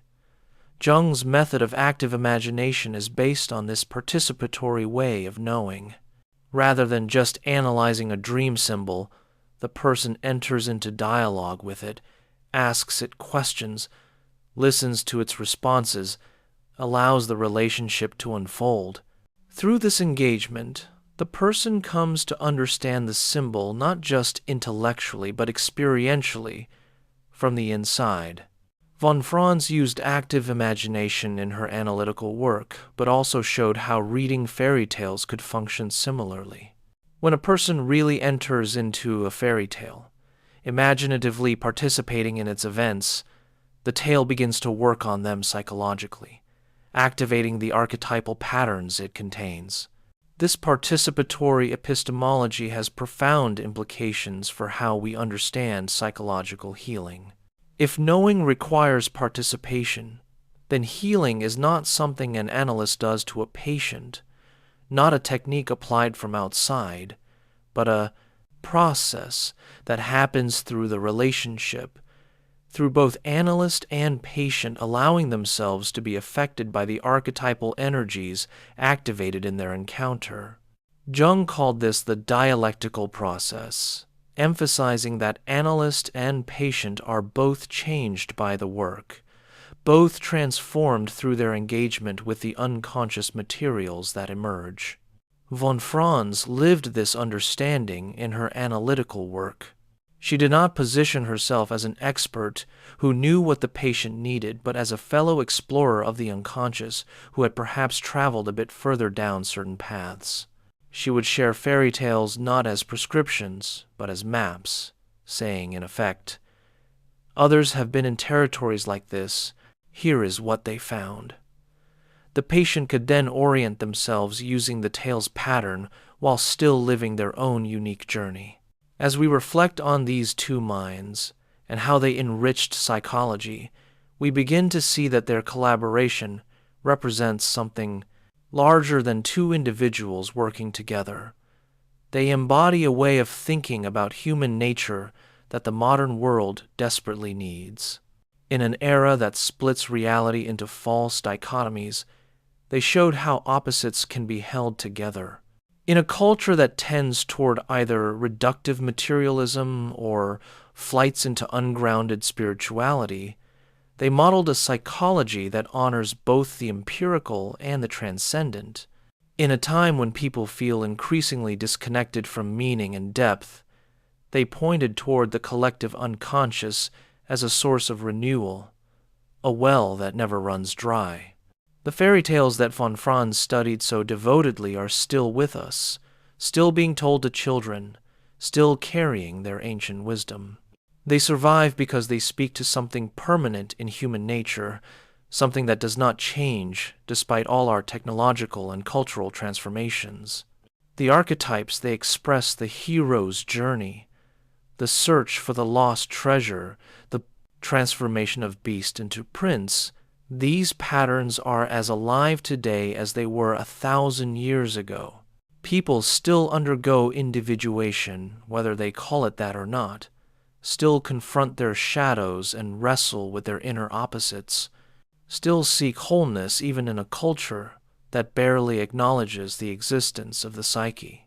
Jung discovered and mapped this timeless dimension of human experience, showing that beneath the surface changes of history and culture, the deep structures of the psyche remain constant. Von Franz demonstrated that these deep structures are accessible, that they speak through stories available to anyone willing to listen. Together, they showed that psychological work is not just the province of professionals treating pathology, but is the birthright of every human being, the task of becoming fully human by integrating consciousness and the unconscious. In our hurried, fragmented age, there is something profoundly soothing about returning to these ideas, about remembering that the psyche has its own wisdom, its own timing, its own purposes that transcend our ego's anxious agendas. When we read Jung or von Franz, when we contemplate a fairy tale or study an alchemical image, we are reminded that we participate in something larger than our individual lives, that our personal struggles connect to eternal patterns, that we are not isolated egos, but expressions of the collective psyche. This remembering is itself a form of healing. So much modern suffering comes from disconnection from nature, from community, from tradition, from the sacred, from our own depths. Jung and von Franz offer a way back toward connection, not by rejecting modernity, but by recovering the timeless wisdom that modernity has forgotten. They show that science and soul need not be enemies, that psychological research can honor the mystery it investigates, that understanding the psyche's laws makes its miraculous nature more apparent, not less. Von Franz once wrote that the unconscious has infinite patience, that it will wait centuries for consciousness to catch up with its insights. The fairy tales have waited through countless generations, preserving their wisdom through ages when their psychological significance was not consciously understood. The alchemical texts survived the centuries, hidden in manuscripts, waiting for someone like Jung to recognize their psychological meaning. The archetypes persist through all cultural changes, manifesting in new forms but maintaining their essential patterns. This sense of the eternal patience of the psyche offers comfort to those struggling with their own psychological development. Individuation is not something to be rushed, not a problem to be solved as quickly as possible. It unfolds according to its own timing, which is not the linear time of consciousness, but the cyclic, organic time of nature. A seed germinates when conditions are right, not when we decide it should. A butterfly emerges from its chrysalis after the necessary transformation has occurred, not on a schedule we impose. Similarly, psychological transformation happens when the psyche is ready, when the proper work has been done, when the moment is ripe. Jung understood this from his own experience. His confrontation with the unconscious, that dangerous descent that nearly overwhelmed him, lasted for years. He did not emerge with his insights fully formed, but had to live with the images and visions, return to them repeatedly, gradually come to understand what they meant. The Red Book, which recorded this process, shows how slowly understanding develops, how long it takes to integrate overwhelming psychic contents. Von Franz saw the same pattern in her analytical work. Patients who came seeking quick relief from symptoms were often disappointed to discover that real psychological change takes time, that the psyche cannot be forced but must be courted, respected, worked with patiently. A woman who needed to develop her animus might spend years in analysis, gradually learning to value her own thinking, to assert herself, to relate to the masculine principle in her psyche. A man trapped in a mother complex might need to descend deep into the unconscious, confront his dependency and fear, before he could emerge with real psychological independence. But this slow pace of transformation is not something to regret. It reflects the profundity of the changes being sought. We are not talking about superficial adjustments, but about fundamental reorientation of the personality, about the ego learning to relate to the self, about consciousness expanding to include what was previously unconscious. Such changes cannot happen quickly because they involve the dissolution of old structures and the building of new ones, a process that requires time, just as physical growth requires time. The alchemists understood this, speaking of their work as requiring years or even decades. They would tend their vessels through endless cycles of heating and cooling, dissolution and coagulation, trusting that the work was progressing even when nothing seemed to be happening. Von Franz showed that this alchemical patience is necessary for psychological work as well. There are periods when nothing appears to be changing, when the same issues recur, when the person feels stuck. But these are often periods of incubation, when invisible changes are occurring, when new structures are forming beneath the surface of consciousness. Jung spoke of this as the transcendent function, the psyche's capacity to create new attitudes and understandings through holding the tension of opposites. When a person is caught between two incompatible positions, wanting both security and freedom, needing both independence and connection, pulled between different values or identities, consciousness naturally wants to resolve the conflict quickly, to choose one side and reject the other. But this premature resolution prevents genuine transformation. Only by holding the tension, by refusing to collapse into one side or the other, does the psyche generate a new position that transcends the original opposites. This transcendent function operates through symbols. When the tension is held long enough, a symbol emerges in a dream, a synchronistic event, a creative inspiration that represents a new possibility, a third way that was not visible before. Von Franz showed how fairy tales model this process. The hero is caught in an impossible situation, trapped by a giant, cursed by a witch, unable to complete an impossible task. But then a helper appears, a magical gift is given, a new path opens.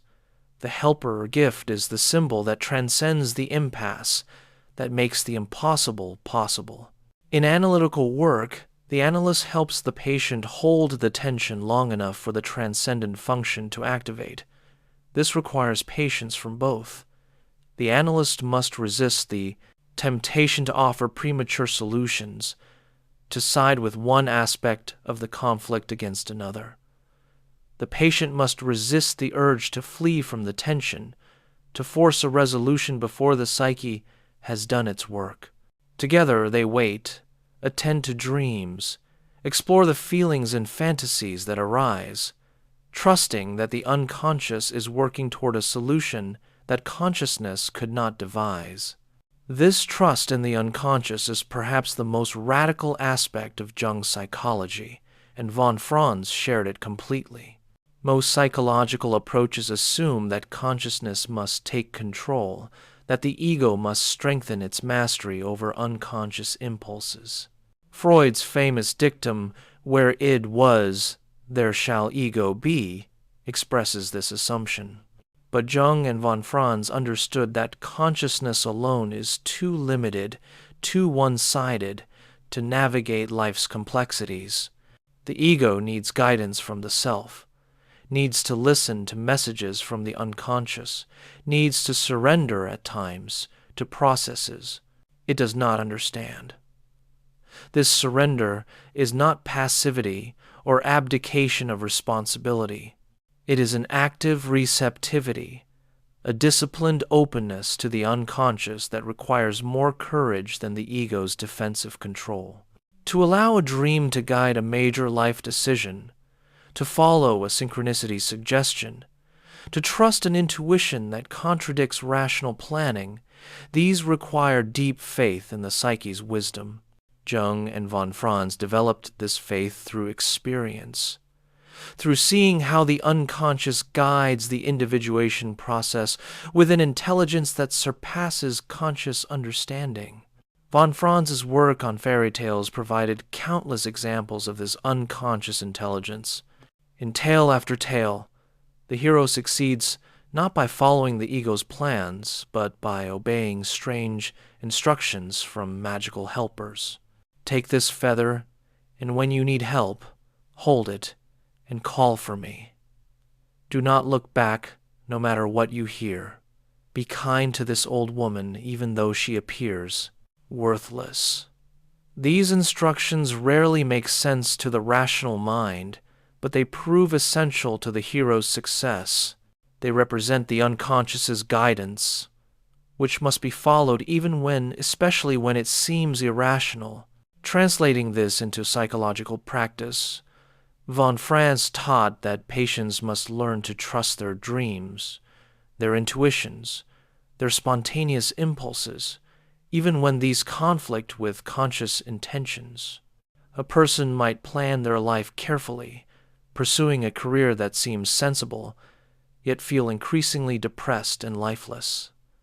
Then dreams begin featuring images of being trapped, suffocated, buried alive. The unconscious is protesting, saying that the conscious path is killing something essential. The person must learn to listen, to take the dream seriously, perhaps to make changes that seem risky or irrational from the ego's perspective. This is frightening work because it requires loosening the ego's control, accepting that we do not and cannot fully understand ourselves.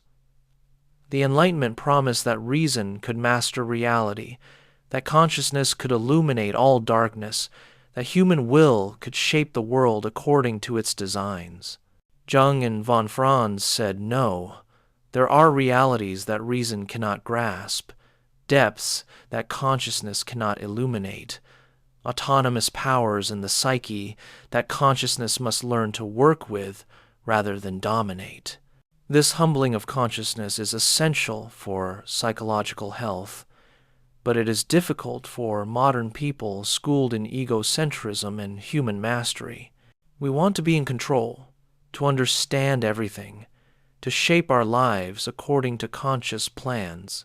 Acknowledging the reality of the unconscious, accepting that dreams might be wiser than our waking thoughts, surrendering to the individuation process rather than directing it, all this runs counter to modern identity.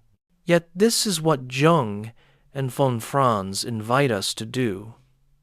They ask us to recognize that we are not who we think we are, that beneath the ego lies a vastness we barely comprehend, that our conscious identity is a small island in an ocean of unconscious depths. This recognition can be terrifying, but it can also be liberating. If the psyche is larger than the ego, then the ego's failures and limitations are not ultimate. If the self guides individuation, then even our mistakes and suffering can serve a larger purpose we do not yet see. The fairy tales that von Franz studied so carefully offer profound comfort on this point. In tale after tale, the hero makes mistakes, takes wrong turns, falls into the villain's trap.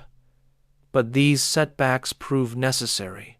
The hero must fail, must ascend, must appear to lose everything before the real transformation can occur. The ego must be humbled.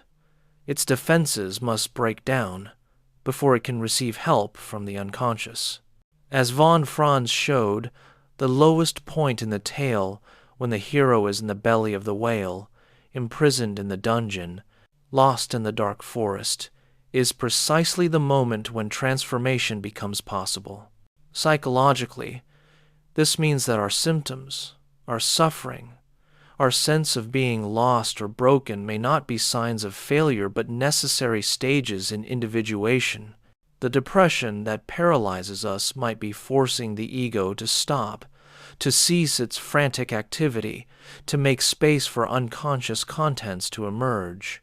The anxiety that plagues us might be the psyche's signal that we are living inauthentically, following a path that violates our deepest nature. The compulsions and addictions we struggle with might be distorted expressions of legitimate needs that consciousness has ignored. Jung approached symptoms this way, not as mere pathology to be eliminated, but as meaningful expressions of the psyche's attempt to heal itself. A patient's symptom is often a compromise, the best solution the psyche could devise given the conflicts it faces. The task of analysis is not to simply remove the symptom, but to understand what it is trying to accomplish, what need it serves, what imbalance it compensates. Then a more conscious solution can be found that serves the same purpose without the suffering the symptom causes. Von Franz brought this same attitude to symptoms, but she often could recognize which archetypal pattern the symptom expressed by comparing it to fairy tale motifs. A woman suffering from agoraphobia might be living the Rapunzel story, locked in a tower by a devouring mother complex that will not let her venture into the world. The symptom protects her from the anxiety of separation, but also imprisons her. The therapeutic work involves finding the prince figure, the inner masculine energy that can help her escape the tower, even though the escape will be frightening and the mother figure will rage. Or a man suffering from workaholism might be living a variant of the Rumpelstiltskin tale, where the miller's daughter must spin straw into gold endlessly, never allowed to. Rest, driven by impossible demands. The symptom serves to win approval, to prove worth, to avoid feelings of inadequacy, but it also exhausts him, leaving no energy for relationship, creativity, or joy. The therapeutic work involves recognizing that the demands are not his own but internalized parental expectations, that he is trying to perform an impossible task, that he must find a way to break the contract with the inner Rumpelstiltskin that keeps him enslaved. These fairy tale framings do several things therapeutically. They normalize the patient's experience by showing it is an archetypal pattern, not a unique personal failure. They provide a narrative structure that makes sense of the suffering, showing it is part of a larger process with a potential resolution. They identify what psychological work needs to happen, which archetypal energies must be engaged, which inner figures must be confronted or integrated, and they offer hope by showing that others have traveled this path before, that the pattern has a natural resolution even if the individual feels utterly lost. This use of fairy tales in therapy represents one of von Franz's most practical contributions to analytical psychology. Jung had shown that the psyche speaks in symbols and that understanding these symbols is key to psychological healing. But Jung's own dream interpretations were often so personal, so dependent on his intuitive genius, that others could not easily replicate his method. Von Franz provided a more systematic approach through fairy tale analysis, giving analysts a tool they could learn and apply in their own work. She taught that when a patient's dreams contain motifs that appear in fairy tales, the analyst should amplify the dream by sharing the tale. This amplification serves multiple purposes. It shows the patient that their dream is not random but connects to timeless patterns.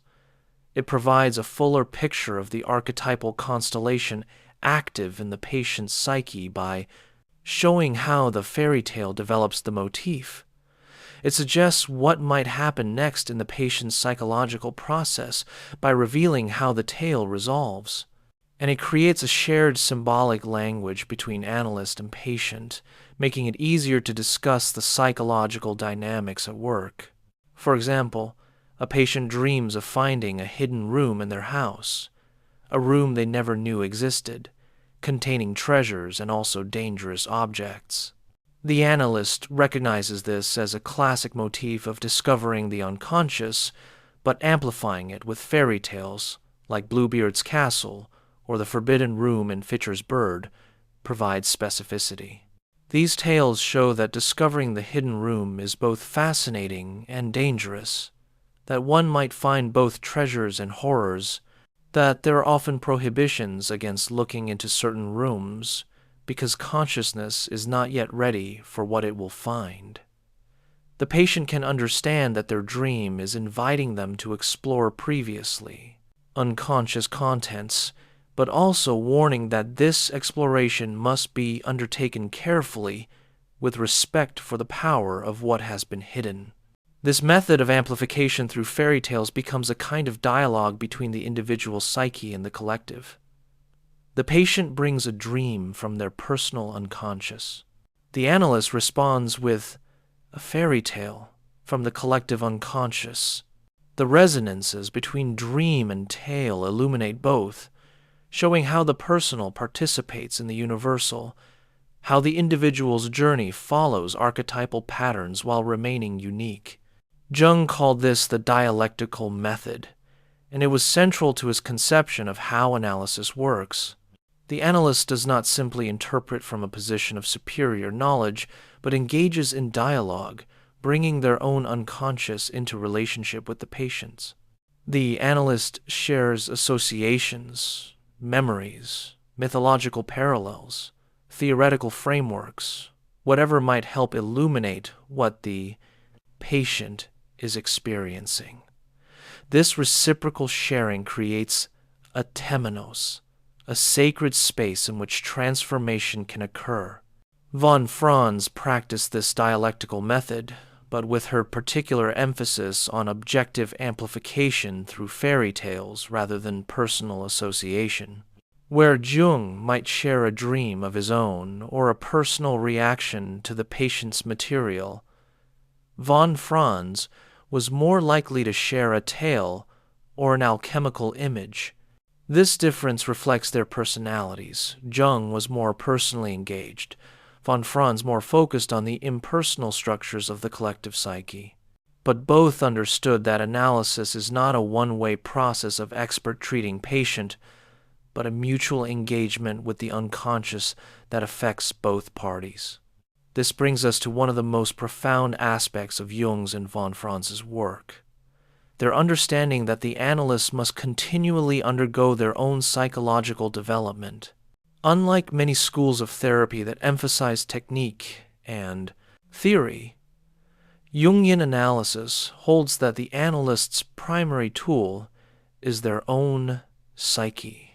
Only to the extent that the analyst has confronted their own unconscious, integrated their own shadow, worked on their own anima or animus issues, can they help patients do the same.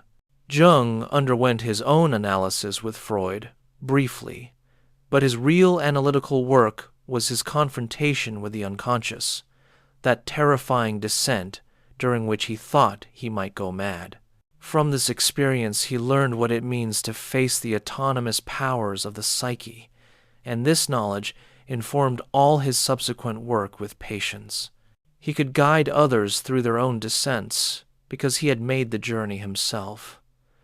Von Franz underwent analysis with Jung, but she also had to face her own depths, her own demons and gods. She was intensely private about her personal life, publishing almost nothing autobiographical, but occasional glimpses in her writings suggest a profound inner life, a serious engagement with the individuation process.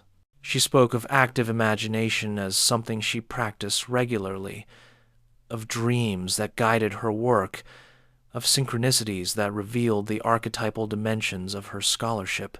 Her insistence that the analyst must continue their own development throughout their life reflects her lived experience of individuation as a lifelong task, not something completed in a training analysis.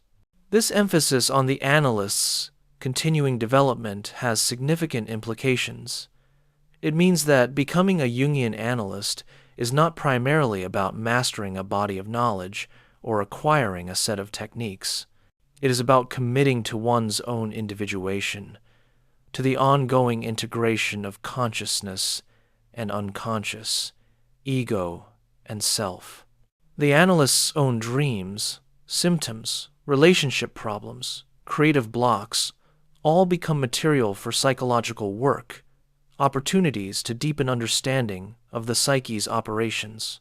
It also means that analytical work is genuinely reciprocal. The patient's material constellates material in the analyst's unconscious. The analyst must notice their own reactions, the dreams they have after a difficult session, the emotions certain patients evoke, the sudden memories or images that arise when listening to a patient's story. These reactions are not mere countertransference to be eliminated, but are information, part of the symbolic communication happening between two unconscious minds. Von Franz wrote about how certain patients would bring dreams that illuminated her own research. She would be puzzling over a difficult alchemical text, unable to understand a particular symbol, and then a patient would dream of that very symbol in a context that clarified its meaning.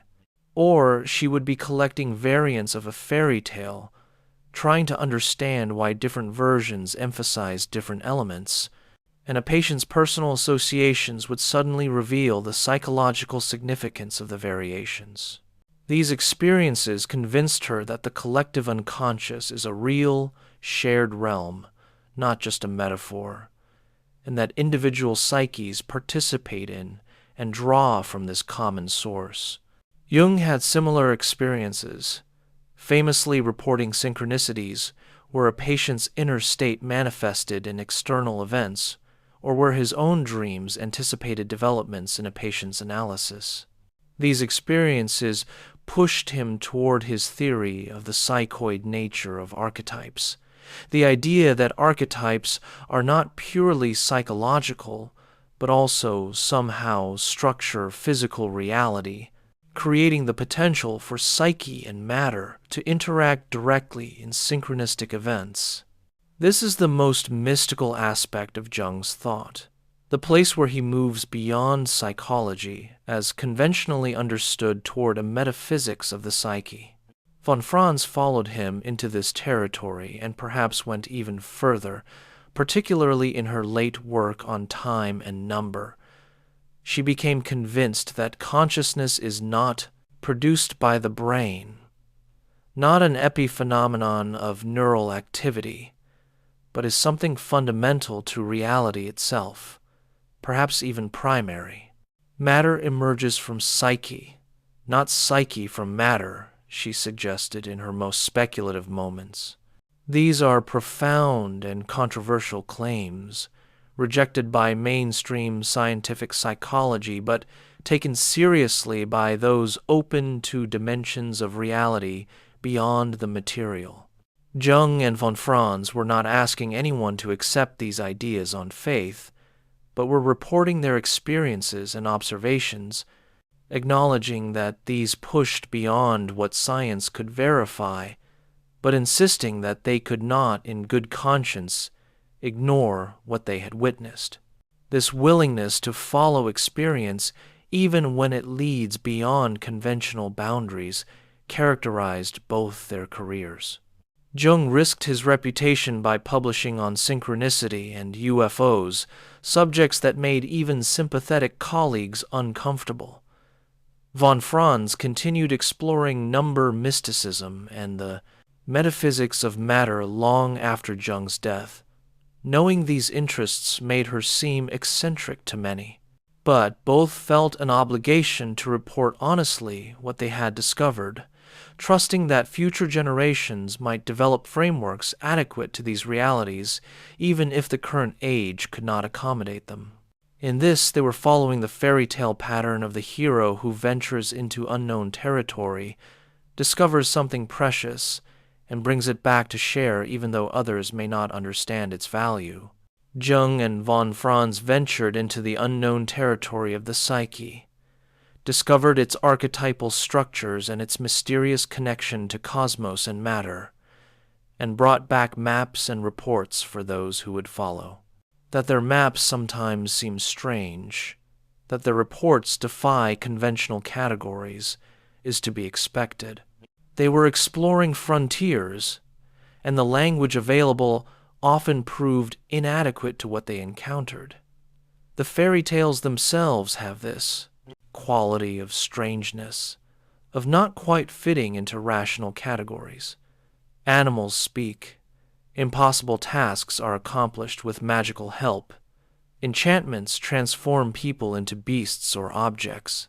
The naive reader might dismiss these elements as mere fantasy, but von Franz showed they are precise symbolic descriptions of psychological realities.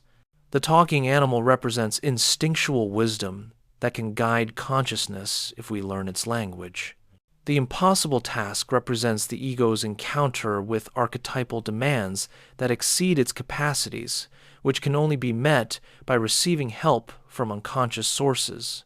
The enchantment that transforms a person represents the power of a complex to overwhelm the ego, causing the person to act unlike themselves, possessed by an archetypal energy.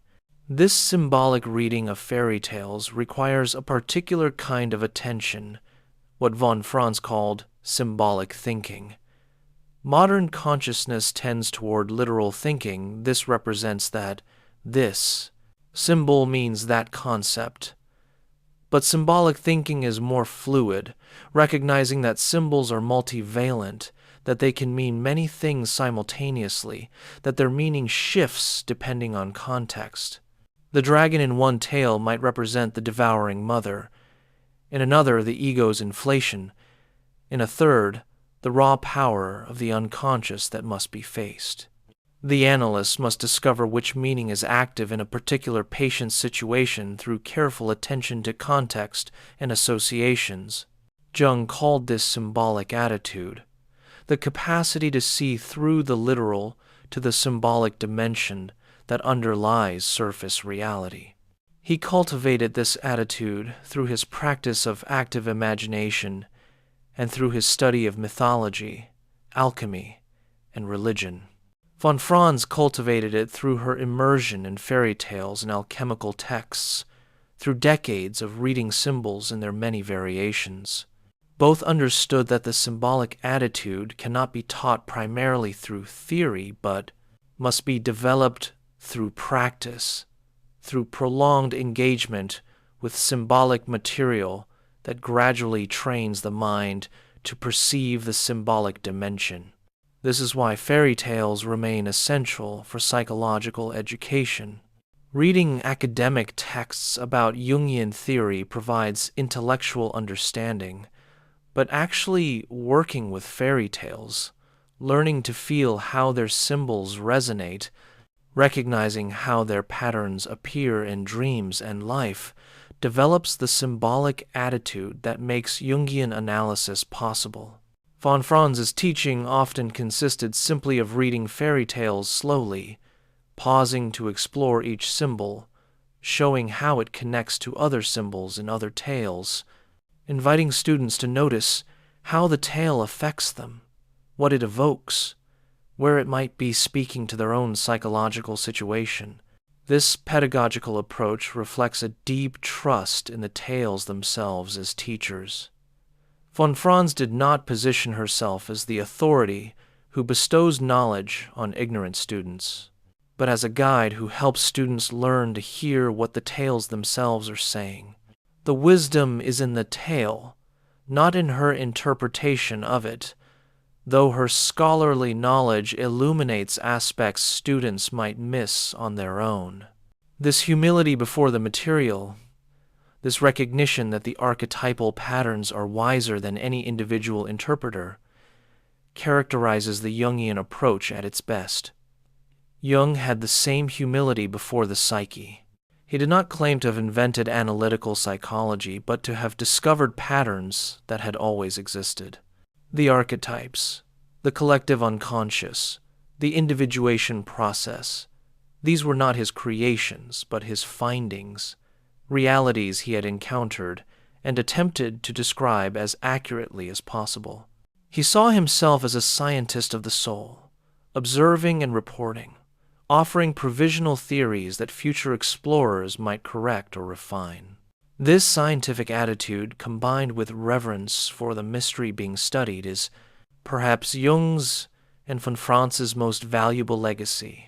They showed that rigorous investigation and openness to the transcendent need not conflict, that we can study the psyche systematically while acknowledging dimensions that exceed our understanding. The psyche is both natural and numinous, both subject to laws and irreducibly mysterious, both explicable and inexhaustible. In an age that has tended toward either reductive materialism or uncritical mysticism, Jung and von Franz offer a third way, a mysticism grounded in careful observation, a science that acknowledges the sacred.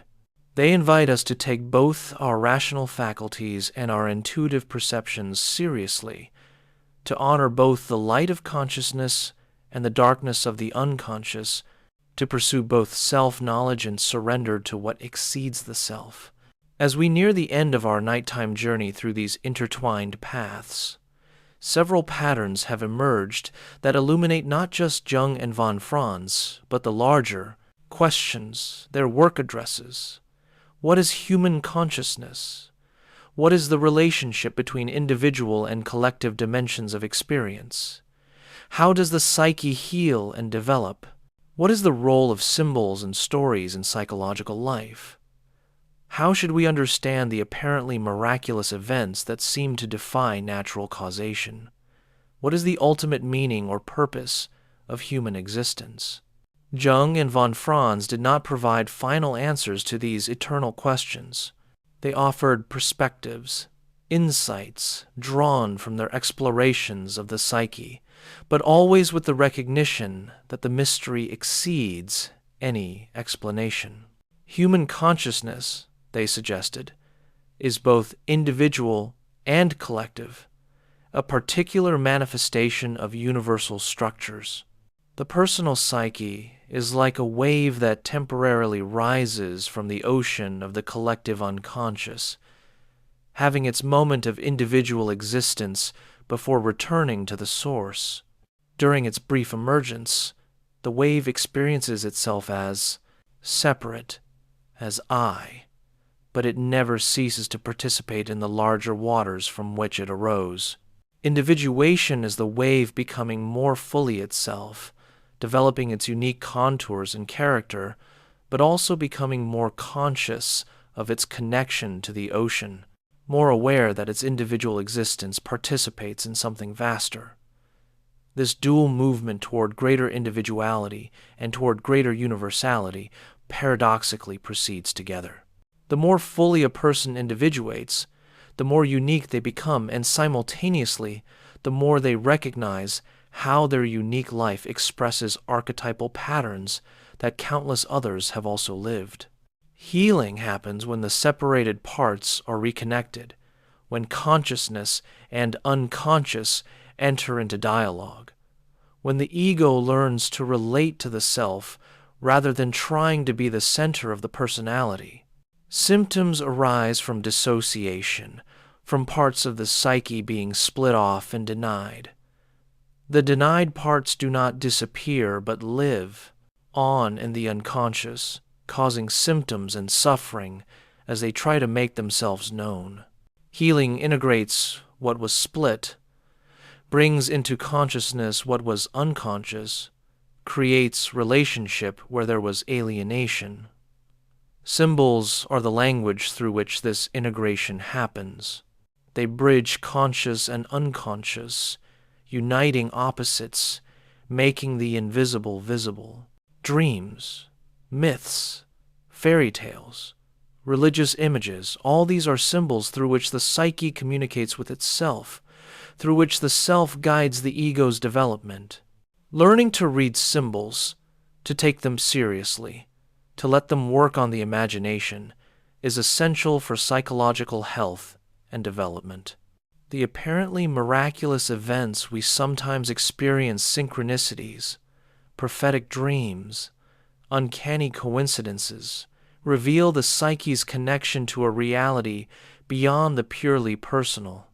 They suggest that consciousness participates in a larger order, that psyche and world are not separate but participate in a unified reality that manifests as both inner and outer, both psychological and physical. These events are rare enough that they cannot be studied systematically by conventional science, but common enough that anyone who pays attention will encounter them. They invite us to reconsider our assumptions about the nature of reality, to acknowledge dimensions that our dominant worldview ignores. As for the ultimate meaning or purpose of human existence, Jung and von Franz suggested that it lies in the incarnation of consciousness, in the universe becoming aware of itself through human awareness. We are the means by which the unconscious becomes conscious, by which the undifferentiated becomes differentiated, by which the self realizes itself in individual existence. This is the meaning of individuation on the cosmic scale, not just personal development, but participation in the evolution of consciousness itself. These are grand claims, almost mystical in their scope, yet Jung and von Franz grounded them in careful observation of dreams, symptoms, symbols, and stories. They were not spinning theoretical abstractions, but attempting to articulate what they had encountered in decades of analytical work. Whether their articulations fully capture the reality they experienced is perhaps less important than the fact that they point us toward dimensions of experience worth exploring, that they invite us to take our own psychological experiences seriously, to attend to our dreams, to notice synchronicities, to recognize archetypal patterns in our lives. For those of us listening tonight, drifting toward sleep, their work offers comfort and orientation. The anxiety and suffering we experience are not meaningless, but are part of the psyche's attempt to heal and develop. The dreams that visit us in the night are not random neural firings, but messages from the unconscious, guidance from the self.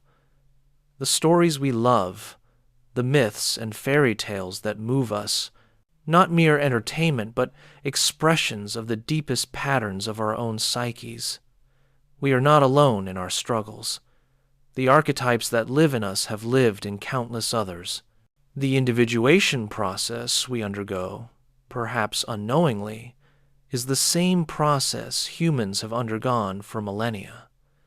The same journey that the heroes and heroines of fairy tales map. We participate in something timeless, something that connects us to all humanity across the ages, and we are not limited to our conscious understanding. Beneath the ego's narrow perspective lies the vast unconscious with its inexhaustible wisdom. When we are stuck, when consciousness cannot find a way forward, the unconscious can offer solutions we could never consciously devise. When we surrender to the dreams and let them guide us, when we follow the strange promptings of intuition, when we trust the symbolic messages the psyche sends, we connect to this deeper wisdom. Jung and von Franz spent their lives learning to trust this unconscious wisdom, learning its language, teaching others to recognize its guidance. They were translators between conscious and unconscious, between ego and self, between the individual and the collective. Through their translations, we can better understand our own psychological experiences, can recognize the patterns at work in our own lives, can participate more consciously in our own individuation. As sleep approaches and these ideas begin to blur and merge with the hypnagogic images that precede dreaming, we can rest in the knowledge that the psyche continues its work while we sleep. The dreams that will come tonight are not separate from waking life, but are the unconscious's commentary on our conscious existence, its compensation for our one-sidedness, its guidance toward wholeness. The fairy tales we heard as children continue to work in us, shaping how we understand our own life stories, providing patterns that help us make sense of our experiences. The work that Jung and von Franz devoted their lives to continues in each of us. Every time we remember a dream and try to understand it, every time we notice a synchronicity and wonder at its meaning, every time we recognize an archetypal pattern in our own behavior or relationships, we are carrying forward their exploration. The psyche they mapped is the same psyche we carry within us. The archetypes they identified are the same forces we encounter in our dreams and our lives. The individuation process they describe is the same journey we are undertaking, whether consciously or not. In this continuity across generations, across individuals, we find both the universality and the uniqueness that characterize human existence. We are all living the same fundamental patterns, yet each of us lives them in our own way, with our own particular details and circumstances. The hero's journey appears in 1,000 tales and also in each individual life, never quite the same, yet always recognizably the same.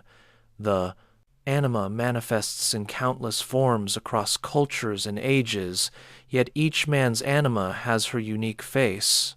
The self that guides individuation is both the universal principle of wholeness and the unique destiny calling each individual toward their own completion.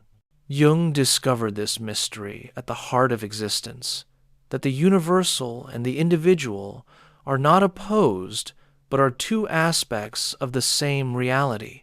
Von Franz demonstrated it through her meticulous study of how the same archetypal patterns appear in infinite variation across the world's fairy tales. Together they showed that we need not choose between being unique individuals and being expressions of universal patterns.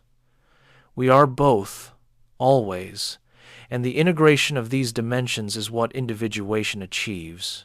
As consciousness fades into sleep, as the boundary between inner and outer dissolves, we return temporarily to the undifferentiated state from which consciousness emerges. In sleep, the ego releases its vigilance, and the unconscious speaks more freely. The dreams that will come in the hours ahead will draw from both personal and collective sources, weaving together memories from our individual lives and images from the collective unconscious, creating stories that are uniquely ours, yet also timeless. Jung and von Franz teach us to value these nightly journeys into the unconscious, to see sleep not as mere rest, but as a return to the source, a periodic dissolution of ego consciousness that allows the self to communicate. They encourage us to remember our dreams, to record them, to treat them as important messages rather than meaningless fantasies. Through working with dreams over time, patterns emerge, and we begin to see the larger story our psyche is telling. The individuation process as it unfolds through the symbolic dramas of our dream life. And so we let go now, releasing the attempt to understand, allowing these ideas to settle into the depths where they can work beneath consciousness. The conversation between Jung and von Franz continues in the realm of sleep and symbol, in the collective unconscious that we all share, in the stories that humanity has told and will continue to tell as long as consciousness seeks to know itself. May your sleep be deep and your dreams be rich with meaning. May the archetypes that move through your psyche bring both challenge and guidance, May you wake refreshed and perhaps remembering some fragment of the night's wisdom, some image or story that illuminates your path. The work of individuation continues even in sleep, perhaps especially in sleep, for in dreams the self speaks most clearly, unobstructed by the ego's defenses and preconceptions. Jung and von Franz remain with us as ancestors of the soul, guides who have walked the paths we now walk, who have left maps for those who follow. Their dialogue across the decades models how consciousness and the unconscious might converse, how masculine and feminine perspectives might complement each other, how vision and precision might unite in service of understanding the psyche's mysteries. Let their voices fade now into the silence from which all voices emerge and to which all return. Let the fairy tales they studied so devotedly continue their ancient work of carrying archetypal wisdom from generation to generation. Let the symbols they interpreted continue to bridge conscious and unconscious, individual and collective, time and eternity.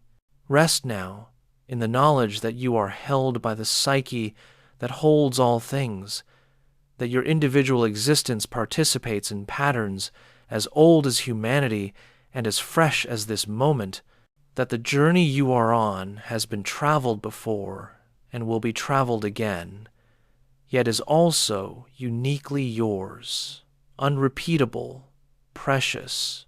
The conversation between Jung and von Franz continues in you, in your dreams, in your journey toward wholeness. Sleep well and dream true.